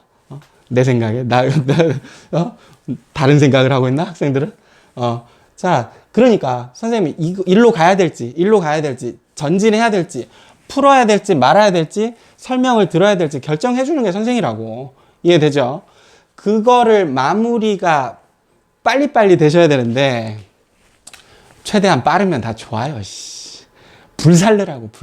최대한 빠르면 좋지. 나쁠 게 뭐가 있어. 제대로 가면서 빠른 건 좋은 거지. 그게 나쁠 게 뭐가 있어요. 제대로 못 가면서 빠른 게 문제가 되는 거지. 근데 이제 봐요. 우린 퇴로가 없잖아. 이제 고3 올라가는데 무슨 뒤가 있습니까? 없잖아. 그러니까 제대로 정면 돌파 하셔야지. 그러면 모의고사를 가요. 선생님 볼 때는 지금 아마 저런 학원들 되게 많다. 이제 동네에 되게 유명한 학원들이 있을 거 아니야. 목동에도 있고 대치동에도 있고 우리 지역에도 있고 송도에도 있고 막 그럴 건데 이제 2학년 때까지 모든 진도를 끝내고 요새는 내신이 중요한 시기라서 이제 그런 학원이 많이 줄어들긴 했는데 그래도 목동 여의도 여기 가면 있다? 내 친구 그러고 있거든. 3월달 되기 전에 대부분 학원에서는 저런 경우도 있어. 최상위권 데리고 강의하는 클래스들은 진도 및 기출 끝. 미쳐버리는 거지. 애들 돌아버리는 거지, 이거. 견디지 못해요, 사실은. 잘 견디지 못하는데, 이제 저기 되면 모의고사 600회 풀이 들어가요. 600회 풀이. 이 600회는 어디서 나온 건지 모르겠어. 600회. per day. 데이가 아니지. 남은 기간 동안에 모의고사 600회를 풀겠다. 이걸 버티면 너는 1등급이야. 막 이런 식으로 설명을, 커리큘럼을 짜는데, 선생님 봤을 때 이거는 무리야. 여기서 이제 뛰쳐나와서 우리 같은 선생님 찾아오는 학생들도 되게 많고, 내 친구가 이런 강의를 하고 있는데, 안 된 애들 다 나한테 보내. 근데 이제 신촌에서 나한테 여기까지 올 수 있는 경우가 있으면 간혹 오긴 하거든. 근데 선생님 이건 좀 별로고요. 모의고사 이렇게 되면 안 되고, 최대한 저판단을 해야 되니까, 내가 뭐라 그랬지? 모의고사는 1번부터 30번까지 우리가 뭐가 나올지 다 알아. 그쵸? 우린 2022학년도니까 킬러는 21번, 22번, 30번인데 미적분 킬러 30번 누군지 뻔히 알고 22번 수투 킬러 누군지 뻔히 알고 다항함수 미분적분법 그 다음에 21번 삼각함수 공통 과목에서 킬러 누군지 다 알죠 사실은. 그러니까 모의고사 학습법의 목표는 뭐냐면 1번부터 30번까지의 유형을 몸에 익히는 거지. 그리고 분석하셔야 돼. 어떤 분석을 하셔야 되냐면 첫 번째는 내가 못하는 유형 분석하셔야 돼. 그리고 어떤 분석을 하셔야 되면 이 문제가 계속 나오는구나. 이 분석을 하셔야 돼. 이 문제랑 이 문제가 같은 거구나. 이 문제가 같은 거구나. 그러니까 이 기출문제들을 이런 거 풀 때는 옆으로 넘기는 책이잖아. 이런 애들은 최대한 천천히 가면서 기억을 하는 게 목표인 거고, 그 느낌을 기억하는 거지. 이 힘을 기르는 과정. 모의고사는 이렇게 넘기는 거잖아. 이렇게 넘기는 거잖아. 계속 달달달 반복해서 풀면서 내가 못하는 유형이 반복적으로 누가 나오는지, 이 유형은 진짜 계속 나오는구나, 이 분석을 해줘야 돼. 근데 여기서도 이쪽으로 또 연계가 되지. 애들이 되게 싫어하는데 선생님 숙제를 저렇게 내주잖아. 모의고사에서 21번 수투 뭐 킬러를 계속 못한다 그럼 야 기출문제 마플 갖고 와. 이건 이미 끝난 상태여야 되고, 요건 이제 우리가 끝난 상태, 거의 조금은 돼 있어, 많이 돼 있어야 되는 상태에서 모의고사 학습을 진행할 때는 선생님 그러지. 선생님 저 21번 틀렸네요. 야 마플 삼각함수 갖고 와. 여기부터 여기까지 4점짜리만 2번 반복. 빨라지니까. 나중에 굉장히 빨라질 거니까. 선생님 그걸 어떻게 합니까? 하면은 1등급이 될 거야. 1등급이 그렇게 무거운 거야. 이 새끼들아. 니네가 1등급이 나오고 싶고 2등급이 나오고 싶고 100점이 나오고 싶으면 이 과정을 겪어주셔야 돼. 야 없어. 세봐. 1등급이 전체 6,000명 나온다 치고 뭐 전국 단위 자사고, 과학고, 외고 중에서 서울에 있는 특정한 정말 공부 잘하는 외고들, 자사고 중에서 내가 아까 얘기했던 전국 단위 얘들 다 합쳐봐. 금방 차요. 우리 학교에 그 이과 1등급이 있나 없나 보라니까? 몇 명 안 된다니까, 생각보다. 이렇게 하는 애들이 그게 되는 건데, 이게 말로 해서 쉽게 됩니까? 안 되지. 하라는 대로 이쁘게 따라 주셔야지. 무슨 말인지 되세요? 자, 그렇게 해서 3학년 때는 개념학습, 기출문제, 모의고사가 반복적으로 왔다 갔다 이렇게 진행이 될 거기 때문에 그걸 좀 견뎌내셨으면 좋겠다. 그 얘기를 드리는 거고, 이제 마지막으로는 과목 간 밸런스인데, 여기는 좀 조심해 주세요. 이게 아이들이 지쳐요. 선생님이 아까도 평범하게 어떻게 고3이 지나가는 과정 선생님이 설명했지만, 과목 간 밸런스를 나중에 이게 무너지는 경우 되게 많은데, 문이과가 따로 없지만 지금 상태에서 그래도 대학에서 계열별로 모집하기 때문에 투명 장막이 있죠. 과학을 선택을 안 하는데 우리가 아주 높은 학교들에 갈 수 없는 거랑 같은 이치야. 자연계열, 인문계열은 반드시 존재합니다. 지금 투명 장막이 있어요. 근데 그냥 문이과로 할게요, 선생님이. 문이과가 있는데 이과는 수학에 집중하는 게 맞아요. 수학에 집중하는 게 맞습니다. 선생님 저는 수학이 너무 어려워서 다른 과목으로 좀 이렇게 극복을 해보면 어떨까요? 안 돼요, 극복이. 현행 입시에서는 극복이 안 돼요, 절대. 문과도 마찬가지예요. 문과는 국어 수학인데, 국어 점수 보셨죠? 만점 표준 점수 최대점이 147점이랍니다. 국어 굉장히 어려우니까 국어 수학에다 힘을 쏟아줘야 되고, 이과는 수학에다 힘을 쏟아줘야 되는데, 이거는 학생마다 사실 달라요. 뭐가 다르냐면, 어떤 학생들은 수학이 부족한 아이들은 문과 아이들인데도 수학이 부족한 아이들은 여기다 힘을 쏟아야 되고, 국어 수학 굉장히 좋은데 사탐이 좀 부족하다 그럼 거기다 힘을 쏟아야 되니까 학생들마다 다 다르겠지. 근데 이과도 마찬가지고, 여기 수학이 기가 막히게 잘 나오는데 국어가 6등급이야 이러면 곤란하잖아. 있었어. 우리 심원고 학생인데 수학이 100점이야. 어우씨 잘했어. 100점 진짜 잘했어요. 100점. 2018학년도였으니까. 근데 수학 굉장히 어려울 때였었는데 이과가 100점인데 국어가 6등급이었거든. 어느 대학 갔을까요? 인천대 떨어졌어요. 선생님 수학이 100점인데 어떻게 떨어집니까? 일괄합산이잖아. 나중에는 어떻게 100분위를 몇 프로 가중평균을 주더라도 국어가 6등급이야. 어쨌든 상대적인 평가를 할 거기 때문에 국어 6등급에서 까먹는 점수가 그만큼 큰 거지. 수학 100점 맞으면 선생님 저기 간다면서요. 어디든 네가 고를 수 있다면서요.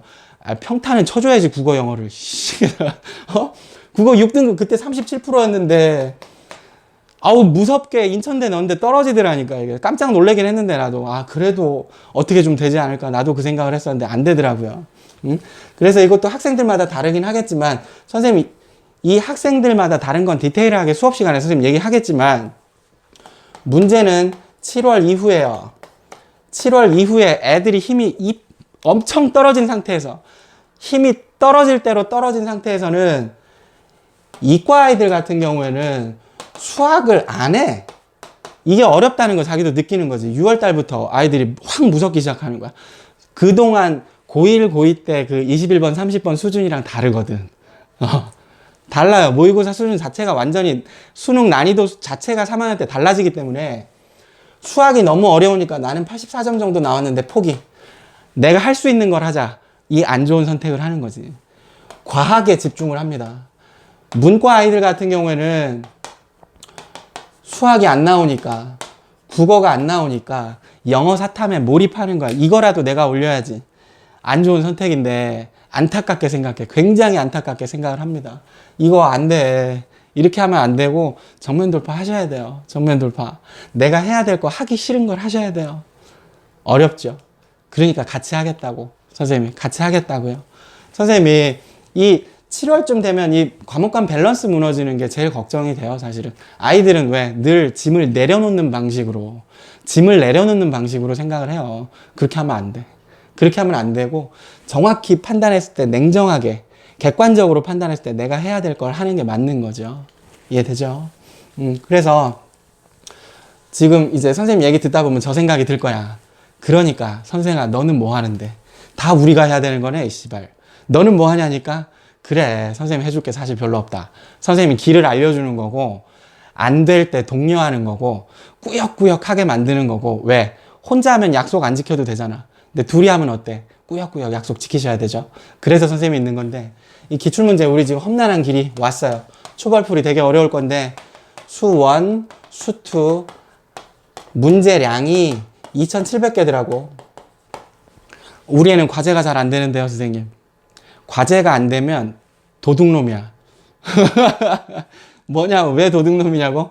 과제가 안 되는데 속으로는 시험 잘 보고 싶잖아. 그 도둑놈이야. 안 돼요.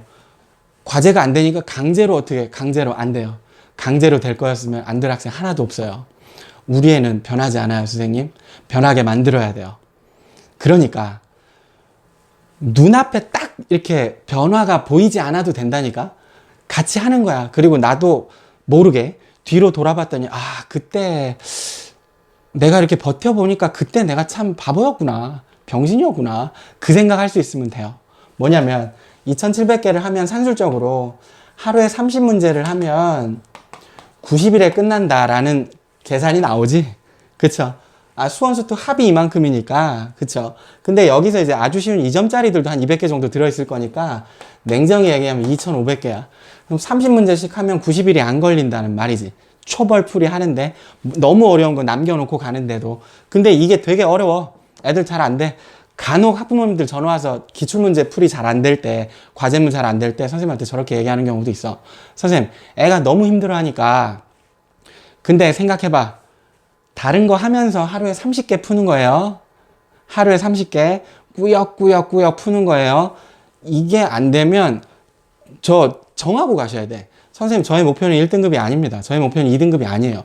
적절히 84점 정도 나오면 저는 땡큐입니다. 라고 생각한다면 선생님 이거 좀 줄여줄게요. 하루에 10문제로. 270일, 90일 동안 하면 돼요. 아니죠. 어떻게 되죠? 10문제, 270일이네요. 9개월 동안. 수능 끝날 때까지. 그렇게 되는 거잖아요. 근데 그게 목표가 아니라면, 1등급이 목표다 하면 하셔야 돼요. 그래서 선생님이 해줄 수 있는 건 뭐냐면, 작년에도 사실 이렇게 하긴 했는데, 선생님 작년엔 카페도 없고, 유튜브 강의도 안 하고 그랬었기 때문에, 근데 올해부터는 저렇게 한번 해보려고. 선생님도 매일매일 30개씩 풀어가지고, 풀이 영상을 카페에다 업로드를 하겠습니다. 니네도 매일매일 30개씩 뭐 저렇게 하셔도 돼요. 수원 15개, 수투 15개 이렇게 해서 같이 약속을 지켜가는 거지. 모든 학생들에 대한 지금 과정 상태를 선생님이 카페에다 기록을 해줄 거기 때문에 내가 지금 몇 명 중에서 내가 과제가 제일 덜 되고 있구나. 자존감 떨어지라고 그런 건가, 선생님이? 이거는 문제가 아니야. 내가 뭐 7등이다. 7명 중에서 7등이야. 그러면 이겨내라니까? 내가 저렇게 말하는 게 아니야. 너 7명 중에 7등이다. 너는 뭐 하는 새끼냐? 그게 아니잖아. 야, 7명 중에 우리 다른 애들 요만큼 하고 있으니까 우리도 분발합시다. 그 얘기 하는 거잖아. 이게 자존감의 문제인가요? 내가 볼 땐 자존심의 문제인데? 다른 얘기잖아. 자존감이랑 자존심 완전 다른 얘기잖아. 자존감이 없는 거야. 자존심만 센 거지. 이게 최악 아닌가? 다른 애들 보면서 같이 경쟁해보세요. 같이 경쟁해보시고 안 된다라고 생각하지 마시고 될 때까지 한번 해보세요. 선생님이 도와줄 수 있는 방법이에요. 같이 하는 거지. 같이 하는 거지. 그거밖에 없어요. 같이 해서 선생님도 진짜 미쳐버리겠는데 하고 있다. 우와, 새벽 2시인데 선생님 오늘 약속 지키려고 지금 집에 퇴근하지 않고 이거 마무리하고 갑니다. 라고 글을 올릴 수도 있어요. 왜? 선생님도 매일매일 이렇게 꾸준히 해나가는 건 굉장히 어려운 일이니까 그 어려운 일을 같이 해보자니. 같이 해보자고, 같이. 니 혼자 해라 그거 아니야. 그럼 또 그래. 아이, 선생님은 수학 잘하는데 30개 맨날 하잖아요. 에이, 그럼 선생님이 60개씩 하는 것도 웃기잖아. 내가 막 먼저 나가고 있다고 해서 달라질 게 뭐가 있습니까? 같이 하는 게 중요한 거죠. 그렇게 해서 기본적인 수학 공부법은 이렇게 마무리를 할 건데, 아까 선생님이 말했던 수능형, 내신형, 암기 베이스, 힘 베이스, 요런 그 상황에 대해서 궁금하시면 예비고일 학습법 앞쪽은 입시 내용 설명하고 있으니까 볼 필요 없고 뒤쪽에 이제 학습법 부분에서 그 부분에 대해서 찾아볼 수 있을 것 같아요. 요렇게 하고 마무리는 아니고요. 아직 남았습니다. 다음 PPT 한 장만 더 하면 끝나거든요. 좀 정리하고 다 계속 진행하겠습니다. 자, 마지막입니다. 너무 길어서 죄송합니다. 일단은 그럼 어떻게 혁명을 이룰 것이냐. 이제 이번 공부법은 아주 수학에 대한 디테일한 공부법이 아니고 이제 전반적으로 학습을 할 때 우리가 어떻게 해야 될 것인가 그런 내용인데 말이 좀 무시무시하네요. 어떻게 혁명을 이룰 것인가. 고3 혁명. 이거는 제가 좀 이렇게 제 표현은 아니고 이제 강사들 사이에 많이 나오는 표현인데 제가 처음에 이제 고3 때 역전이 일어날 것이냐, 고3 혁명은 있을 것이냐, 반전은 없다 이런 얘기 많이 처음에 드렸었는데 있습니다. 5%의 학생은 이루어냅니다. 실제로 확인해 보면은 기가 막힌 방법으로 드라마틱하게 역전을 이루는 학생들을 저희는 봅니다. 주변에 많이 없겠지만 저희는 봅니다. 답은 간단하죠? 우리 아이들 잘 변하지 않는데 변해줘야 돼요. 이게 변하지 않는다면 도리가 없는 거야. 도리가.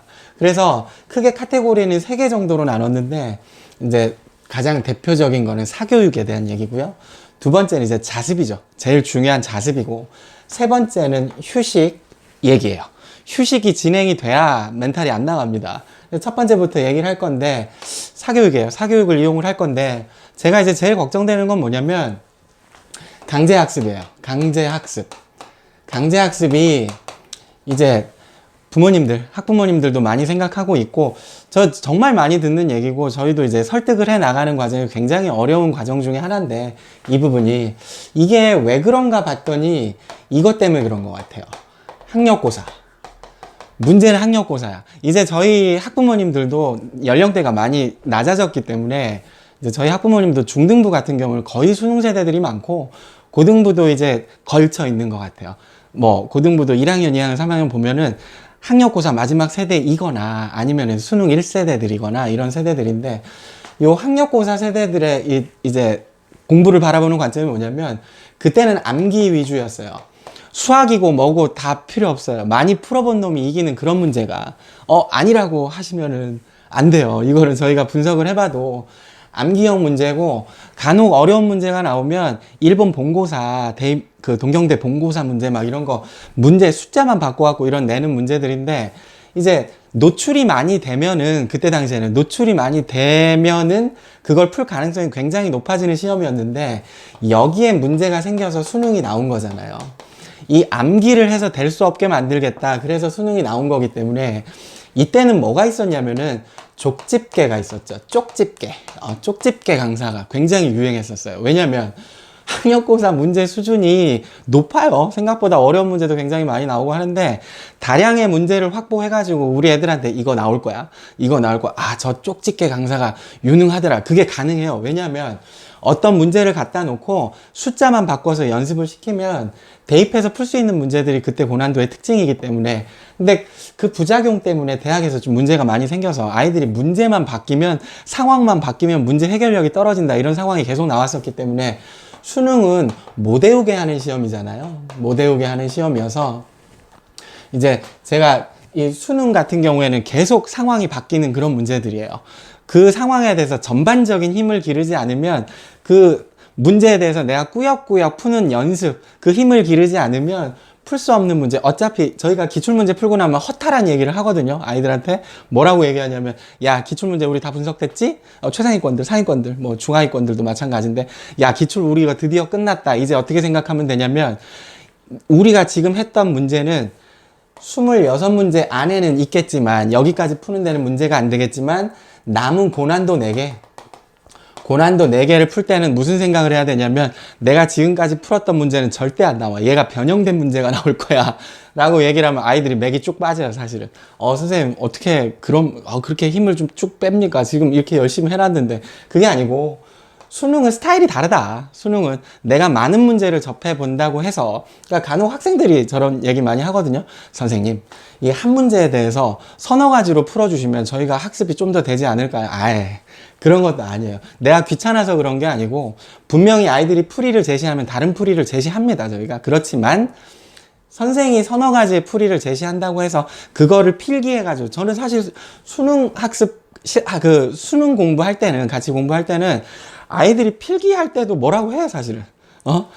해설풀이랑 다르면은 좀 연습장에 이렇게 적어 놓는 거는 내가 상관이 없는데, 야, 어차피 자기가 극복해봐야 되는데 지금 아이디어를 얻었으면 백지 상태에서 자기가 다시 해봐. 그게 제일 좋은 공부 방법이야 라고 얘기를 하는데, 학생들도 오해를 많이 하고 있는 부분이고, 이 강제학습 말이야, 학부모님들도 굉장히 오해를 많이 하고 있는 부분이죠.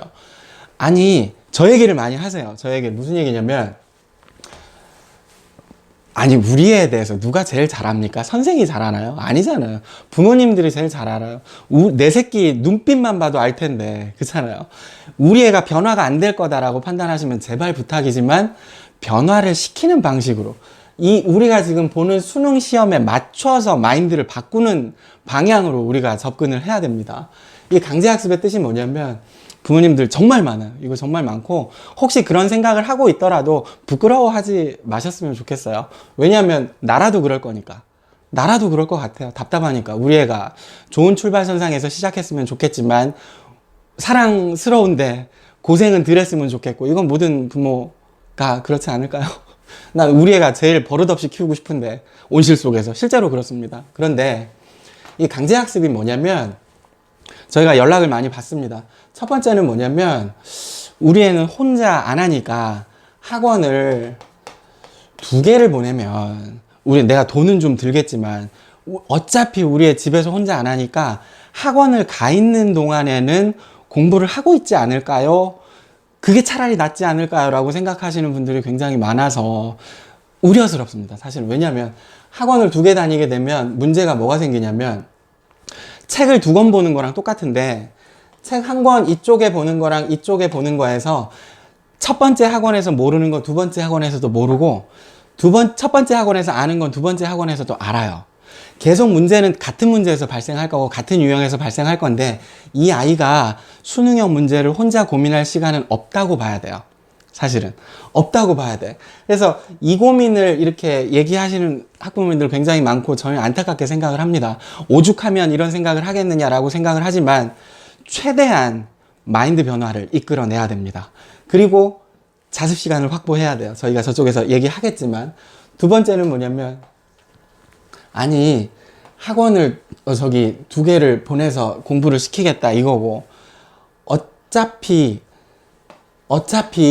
수능이 너무 어렵게 나오니까 기출 과제가 안 되는 거야. 기출 과제가. 그러니까 아까 저희가 과제물 설명할 때 하루에 30문제 이걸 못 하겠느냐라고 얘기하지만, 고난도가 몇 문제만 섞여도 그게 한두 시간이 훌쩍 지나가기 때문에 아이들이 기출문제 풀이를 이렇게 등한시하는 경우가 많아요. 사실은 종합을 대비하든 교과를 대비하든 기출문제 하루에 30문제 반드시 시간을 쪼개서 그걸 해주고 넘어가 달라고 얘기하지만 안 하려고 하니까, 과제가 이렇게 안 될 때, 이거 특정 이제 외고 학생이었는데 어머니가 전화 오셔가지고 뭐라고 얘기하시냐면, 선생님 기출 다 반복되는 건데 골라서 하면 안 되겠습니까? 우리 애가 너무 30문제인데 이게 밀려버리면은 일주일치가 몇 문제가 되냐면 200문제가 돼버리니까, 그거를 며칠만 중간에 구멍이 숭숭 나버리면은 못하니까 과제물 때문에 밤을 새는 거야. 차라리 다행인 거지. 밤을 새는 애들 같은 경우에는 공부를 하려고 하는 거니까. 근데 좋지 않은 방법이지. 밤을 새면 생활습관 밸런스가 완전히 무너져 버릴 거니까, 골라서 하면 안 되겠습니까? 골라서 해도 돼요. 근데 이런 문제가 생기지.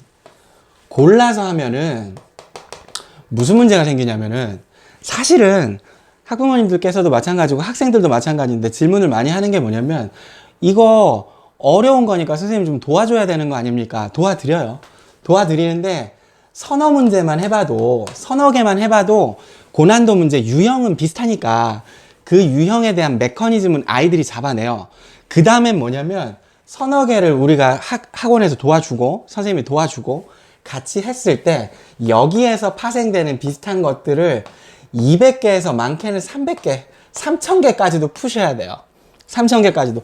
그렇게 연습을 해서 손에 익히고 몸에 익혀야 수능 시험장 들어갔을 때 그 고난도 문제들이 풀릴 가능성이 있다는 건데, 골라서 해도 돼요. 골라서 해도 되는데 서너 개만 해도 메커니즘 안다니까, 그러니까 자기가 아는 것 같은 거야. 자기가 아는 것 같은 건데 2, 300개 연습 안 하면 무슨 일이 벌어지냐면, 제가 1학년 수업에서 얘기했는데 답이 485인데 484가 나오는 거야. 1 차이로 틀려 좌절하는 거지. 그럼 제가 그래요. 야, 200개 풀어봐도 메커니즘 이해 다 하고 5개만 풀어봐도 이 문제가 대략 어떻게 가는 건지에 대한 이해는 다 한다. 학생들은 그렇다. 근데 수능은 그런 게 아니다. 수능은 내가 그런 형태에서 조금만 변형이 돼도 견뎌낼 수 있는 힘을 길러야 되니까 정말 많은 문제를 스스로 학습을 해봐야 되고 연습을 해봐야 되는 건데, 그래야 내가 풀어낼 확률이 굉장히 높아지는 건데, 이거 봐라. 답이 485인데 484가 나왔어. 이 학생은 카이스트 붙은 학생이에요. 카이스트 붙은 학생인데 9월 평가원에서 이렇게 마치 이렇게 틀리고 나서 좌절을 하겠죠. 좌절을 하는데 저희가 이제 그 독려를 하는 거지. 야, 200개 풀어도 거의 다 알 텐데 3000개 풀어본 애랑 200개 풀어본 애는 단단함이 달라. 그 단단함이 다르다고. 우리가 더 단단해져야겠지. 그래야 수능에서 맞힐 가능성이 높아지지. 수능에서 극복을 했어요. 선생님 말을 이해를 해준 거지. 그리고 선생님이 해달라는 대로 해준 거지. 골라서요. 골라서 할 수 있죠. 메커니즘 이해까지는 다 돼요. 문 앞에까지 데려다 놓은 거야. 선생님 문 앞에까지 데려다 놓은 거야. 문 열고 나가야지, 스스로. 문 열고 나가는 것까지 우리가 해줄 수는 없다는 거야, 사실은. 그렇습니다. 사교육이 방향을 알려주는 거고 같이 해주는 거고, 혼자 하는 게 너무 힘든 거기 때문에 같이 으쌰으쌰 하고 해주는 거죠. 약속을 정하고 해주는 겁니다. 안 돼요. 이거 안 돼요. 학원이 2개, 3개 늘어나는 순간 우리 아이의 수능형 문제에 대한 힘 베이스의 문제들, 그 수능형 문제에 대한 힘을 기르는 그 시간은 계속 줄어들 겁니다. 이런 상태에서 계속 진행했을 때 구체적인 예를 하나 드리면, 그리고 학원 2개 다니는 학생들 같은 경우에는 절대 저한테 2개 다닌다는 얘기 안 해요. 근데 제 눈에는 보입니다. 보일 수밖에 없어요, 상황이. 이거 분명히 요거 요렇게 하라고 했는데 안 되는 상황이 계속 반복이 되기 때문에, 작년에 이제 내신이 괜찮은 학생이었는데 1.8, 1.9 요렇게 되는 학생이었는데 원래 다니던 내신 학원이 있었던 거야. 근데 그 학원이 봤더니 고3 올라가는데 수능 대비가 안 돼. 전혀. 이거 부모님들 다 아시잖아요, 사실은. 이 학원이 어디까지 대비가 될 거고 캐파가 어느 정도 될 건지 부모님께서 다 확인이 될 거기 때문에 수능만 따로 하겠다고 저한테 왔어요. 근데 그럼 이제 저는 저렇게 생각한 거지. 아, 그러면 내신 이제 3학년 1학기 끝나니까 학원을 계속 다닌다고 좋은 건 아니니까 여기 접고 우리 과제를 좀 이쁘게 해주세요. 이쁘게 해주세요. 시간을 투자하셔야 돼요. 계속 얘기하는데 계속 과제는 비어요. 계속 과제는 비고 안 되는 거 계속 안 되고, 나중에는 이제 저희가 확인을 어떻게 하냐면, 이 문제가 맞췄다고 질문 안 하면 저희가 질문하거든. 우리가 질문하는 거 학생들은 다 알 텐데, 질문을 했는데 질문하는 문제마다 거의 100%로 대답을 못 한다. 이거는 안 한 거야, 사실은. 안 한 건데 한 것처럼 해갖고 오는 건데 나름 이해는 돼. 이쪽 학원에서도 일주일 문제가 한 300문제 나올 테고 내 문제도 한 300문제가 나올 건데 일주일에 600문제면 하루에 100문제를 풀어야 되는데 감당할 수가 없는 거지. 3월 달에 1등급, 4월 달에 2등급, 6월 달에 1등급, 수능에 4등급. 이렇게 쭉 내려가요. 왜? 6월 달 되면 무시무시한 언니 오빠들이 등장하거든. 걔들이랑 경쟁해서 결국은 못 이겨내더라고요. 그러니까 사교육을 이용하는 방법은 이런 겁니다. 이런 거고, 아이들 고1, 고2들한테는 또 다르게 얘기를 하는데, 이제 고3 때 이제 국어 같은 경우에는 사실은 좀 안 될 거예요. 잘 쉽지 않을 겁니다. 우리가 뭐 한 4등급이 나오는데 1등급을 바란다? 이거 좀 안 될 거예요. 과목 간의 특징이 다 다르기 때문에. 그래서 이용하는 방법에 대해서 이 강제학습은 절대로 이루어질 수 없다. 현행 수능의 문제에서는, 이쪽에선 가능해요. 내신에서도 충분히 꾸역꾸역 했을 때 점수 향상이 기대가 되는 부분이 반드시 있지만, 수능에서 내가 그 낮은 점수 때이면 또 가능하지만 마지막에 내된 문제에서 우리가 고민을 해야 되는 부분이라면 안 됩니다. 요거는 저희가 능력이 없다라고 얘기하는 건 좀 그렇고, 사실은 그 부분에 대해서 늘 고민을 합니다. 사실은 어떻게 하면 좀 더 동기부여를 할 수가 있을까, 어떻게 끌고 갈 수 있을까 항상 고민을 하지만 결론은 학생이 힘을 내줘야 된다, 그렇게 결론을 내리고 있습니다. 저희의 무능함을 탓하지 마시고, 저희가 그렇게 생각하고 있어요. 사실은 이게 안타깝게 생각을 합니다. 저희도. 그 다음에 이제 자습을 확보하는 방법에 대한 얘기를 할 건데, 이 자습은 좀 재수생들이랑 비교를 좀 해야 될 것 같아요. 이게 학원이 지금 제가 사교육을 이용하는데 3학년 때는 2학년 때도 마찬가지인데, 이게 만약에 굉장히 힘들어요. 뭐가 힘드냐면 국어, 영어 다 해야죠. 수학, 과학, 이과들. 사회는 아이들이 그저 안 하잖아. 근데 과학은 너무 어렵다 보니까 사교육의 도움을 받아야 되는데, 만약에 이렇게 학원을 다닌다, 이 학생들은 혼자 공부할 시간이 1시간에서 2시간밖에 안 나와요. 과제만 하기도 바빠. 과제물은 최소한인데, 내가 되게 또 애들 허탈하게 만드는 게 뭐냐면, 100문제 숙제 다 해갖고 오면 그러지. 선생님 늘 그러지. 야, 과제는 최소한이야. 이제 공부를 해야지. 과제물이랑 공부는 다른 거니까. 근데 요렇게 다니는 학생들 같은 경우는 확실해요. 확실해. 하루에 1~2시간밖에 그 시간이 안 남는데 아이들이 스트레스 받으니까 쉬고 싶은 거지. 1~2시간을 안 하지. 그러면서 과제가 계속 밀리고 안 하게 되고, 나중에는 과제가 안 됐을 때 그거에 대해서 이렇게 내가 잘못했다 이런 생각도 못 하게 되는 경우도 생기고, 선생님 많이 봅니다.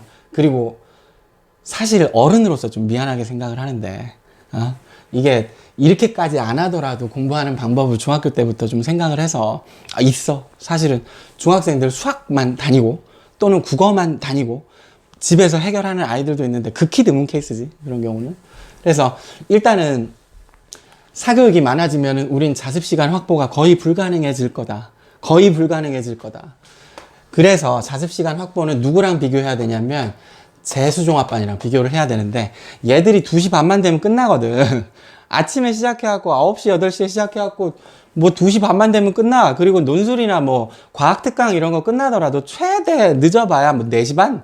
이때 끝나면, 4시 반에 끝난다고 생각을 해봐요. 그러면 내가 12시 반까지만 공부를 한다고 쳐도 밥 먹는 시간 빼고 거의 8시간인데 애들이 이때 자진 않지. 재수하는 애들이. 물론 공부하는 애들. 재수하면서 공부 안 하는 애들 되게 많으니까, 사실은.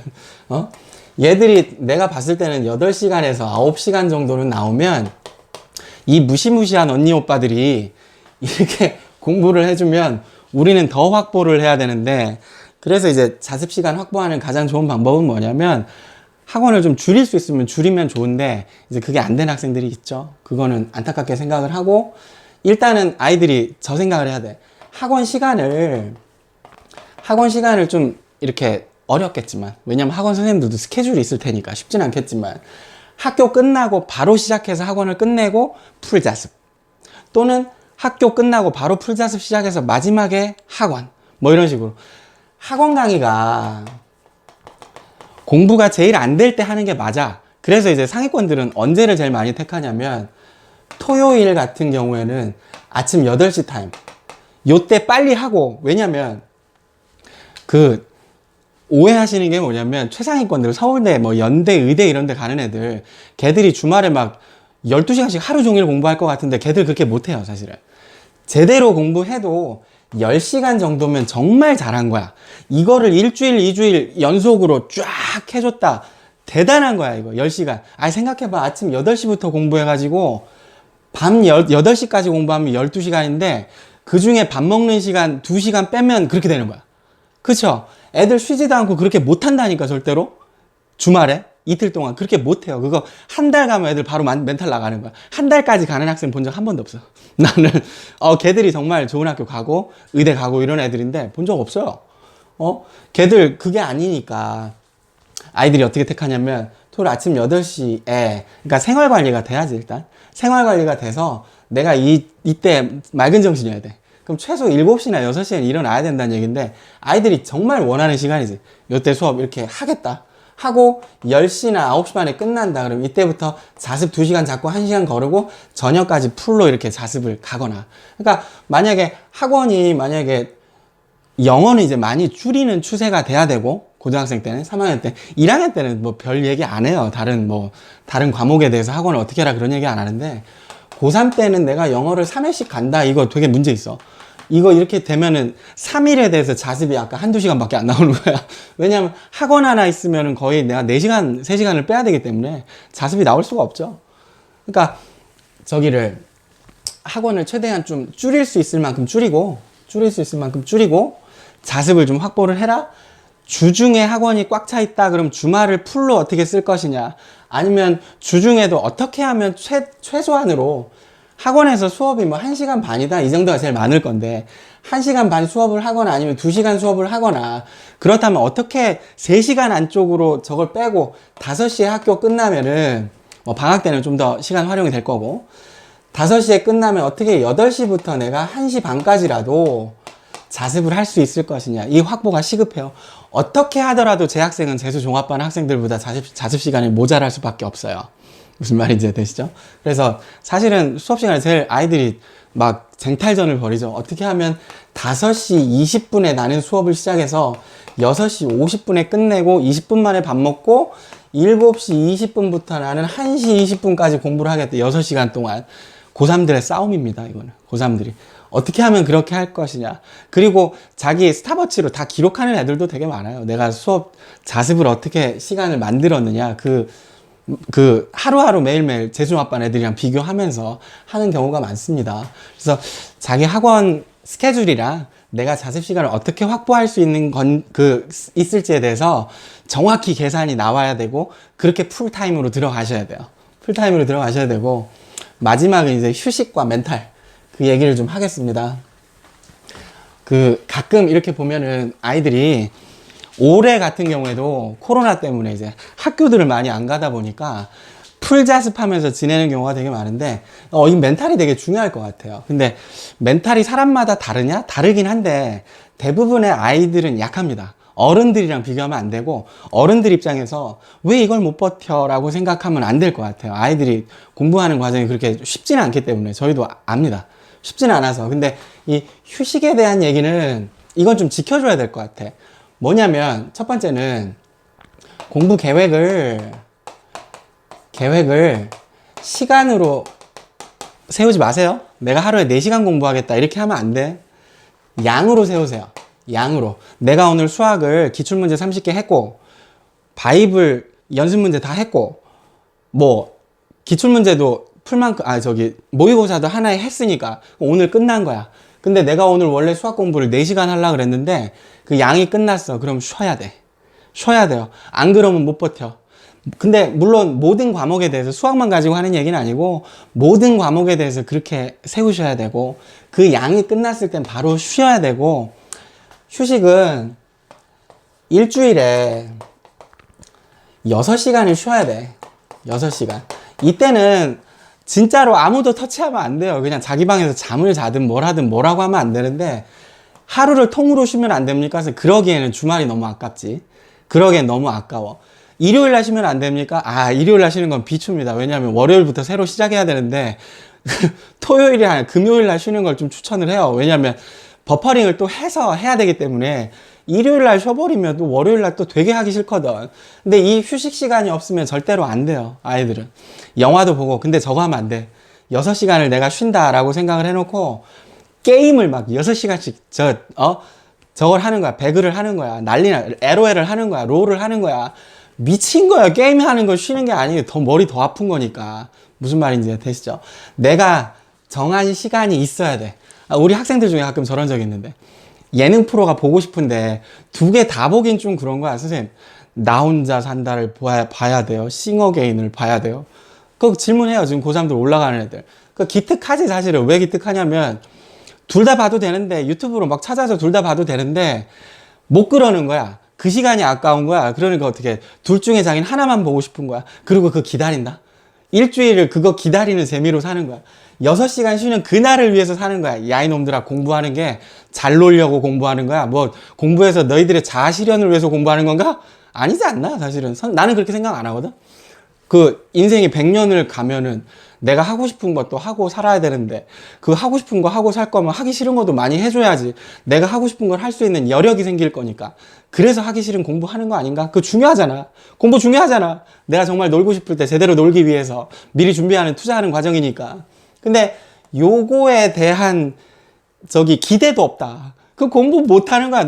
이번 주 금요일엔 내가 진짜 영화, 선생님 공룡 좋아하니까. 선생님은 그 공룡 좋아하는데, 주라기 월드 2, 폴른 킹덤을 아직도 못 봤어. 왜? 볼 시간이 없어요. 볼 시간이 없어. 극장 가서 봐야 되는데, 진짜 볼 시간이 없어요. 그거 기대하면서 사는 거야. 선생님 TV에 나와도 안 봐요. 왜? 광고 나오니까. 꼭 참았다가 나중에 내가 시간이 나면, 3시간을 확보할 수 있다면, 나는 저걸 풀타임으로 볼 거야. 혼자서, 여유롭게. 술도 안 마시니까. 맥주 한잔 하면서 보면 좋겠지만, 혼자 그냥 여유롭게. 원하지 않나? 아내랑 아이가 잠들면 여유롭게 좀 보고 싶은데, 둘이 자면 내가 제일 편하거든. 세상 편하거든. 보고 있는 학부모님들 중에 아버님들께서는 좀 이해하실 수도 있어요. 근데 그거야. 그런 시간을 기대하면서 내 시간을 쓰는 거지. 사실. 그래야 돼요. 그래서 정하세요. 정해서 쉬어야 그 다음이 생기지. 절대로 멘탈 나가요. 이런 휴식 시간이 없이 풀타임으로 가는 학생들은 단 한 명도 없어요. 만약에 그런 식으로 학생들한테 야, 쉬는 시간 없이 맨날 밤새면서 공부해야 돼. 서너 시간씩만 자고 공부해야 돼. 라고 얘기하는 사람이 있다면 걔는 그렇게 공부 안 해본 새끼일걸? 나는 단언해. 그렇게 공부하면 나가 떨어지거든. 몇 달 가지도 않아요. 나가 떨어져. 그 거짓말이거든. 지는 할 수 없는 걸 애들한테 시키는 거야. 말도 안 되는 짓거리를. 꼭 기억하세요. 휴식 시간을 정해야 된다. 게임하면 안 된다. 저것도 안 돼요. 선생님, 저 오늘 휴식하는 날인데 6시간인데 에버랜드 갔다 오겠습니다. 이건 난리 나요. 난리 나는데 TV를 좀 봐도 되고 독서를 좀 해도 되고 넉넉히 그냥 쉬어도 되고 유튜브 막 보셔도 되고 상관이 없을 것 같은데, 에버랜드 갔다 왔다 그 다음날 공부 못할걸?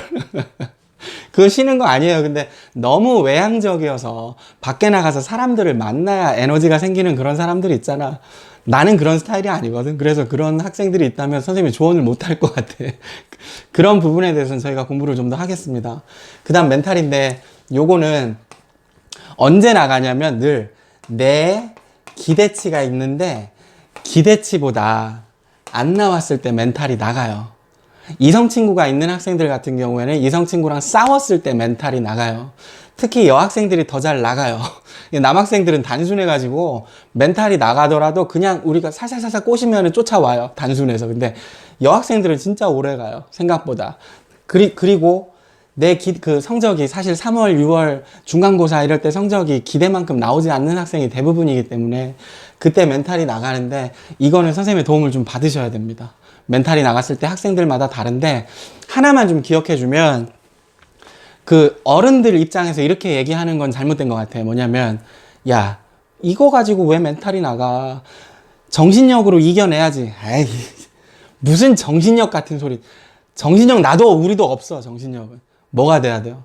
체력이죠. 체력이 있고 정신력은 나중에 따라오는 건데, 우리 아이들은 정말로 정신력으로 뭐든지 이겨낼 만큼 그렇게 강하지 않아. 그 정도 강할 거면 나이 나보다 더 들어야 될 것 같은데. 안 될 것 같은데. 우리도 정신력이 그렇게 세지 않다는 거 어른들도 알지 않나요? 그때 제발 부탁인데, 야, 정신력으로 이겨내야지. 그러지 마세요. 공감해 주시고 어떻게 이겨내야 될지. 대부분 아이들이 공부할 때 이렇게 공부할 때 그 공간에 계속 있기 때문에 분위기를 좀 바꿔줘야 되는데, 가끔 제가 그 얘기를 해요. 아이들이 9월 달에 9편 끝나고 멘탈이 재학생들은 많이 나가니까, 그때 제가 뭐라 그러냐면, 아이들이 그때 분노 게이지가 상승하거든? 분노 게이지가 막 상승하고, 내가 지금 처해 있는 현실, 이것도 되게 힘들고 하니까, 막 힘들어 할 때, 선생님 뭐라 그러냐면, 야, 나가서 산책 좀 하고 와.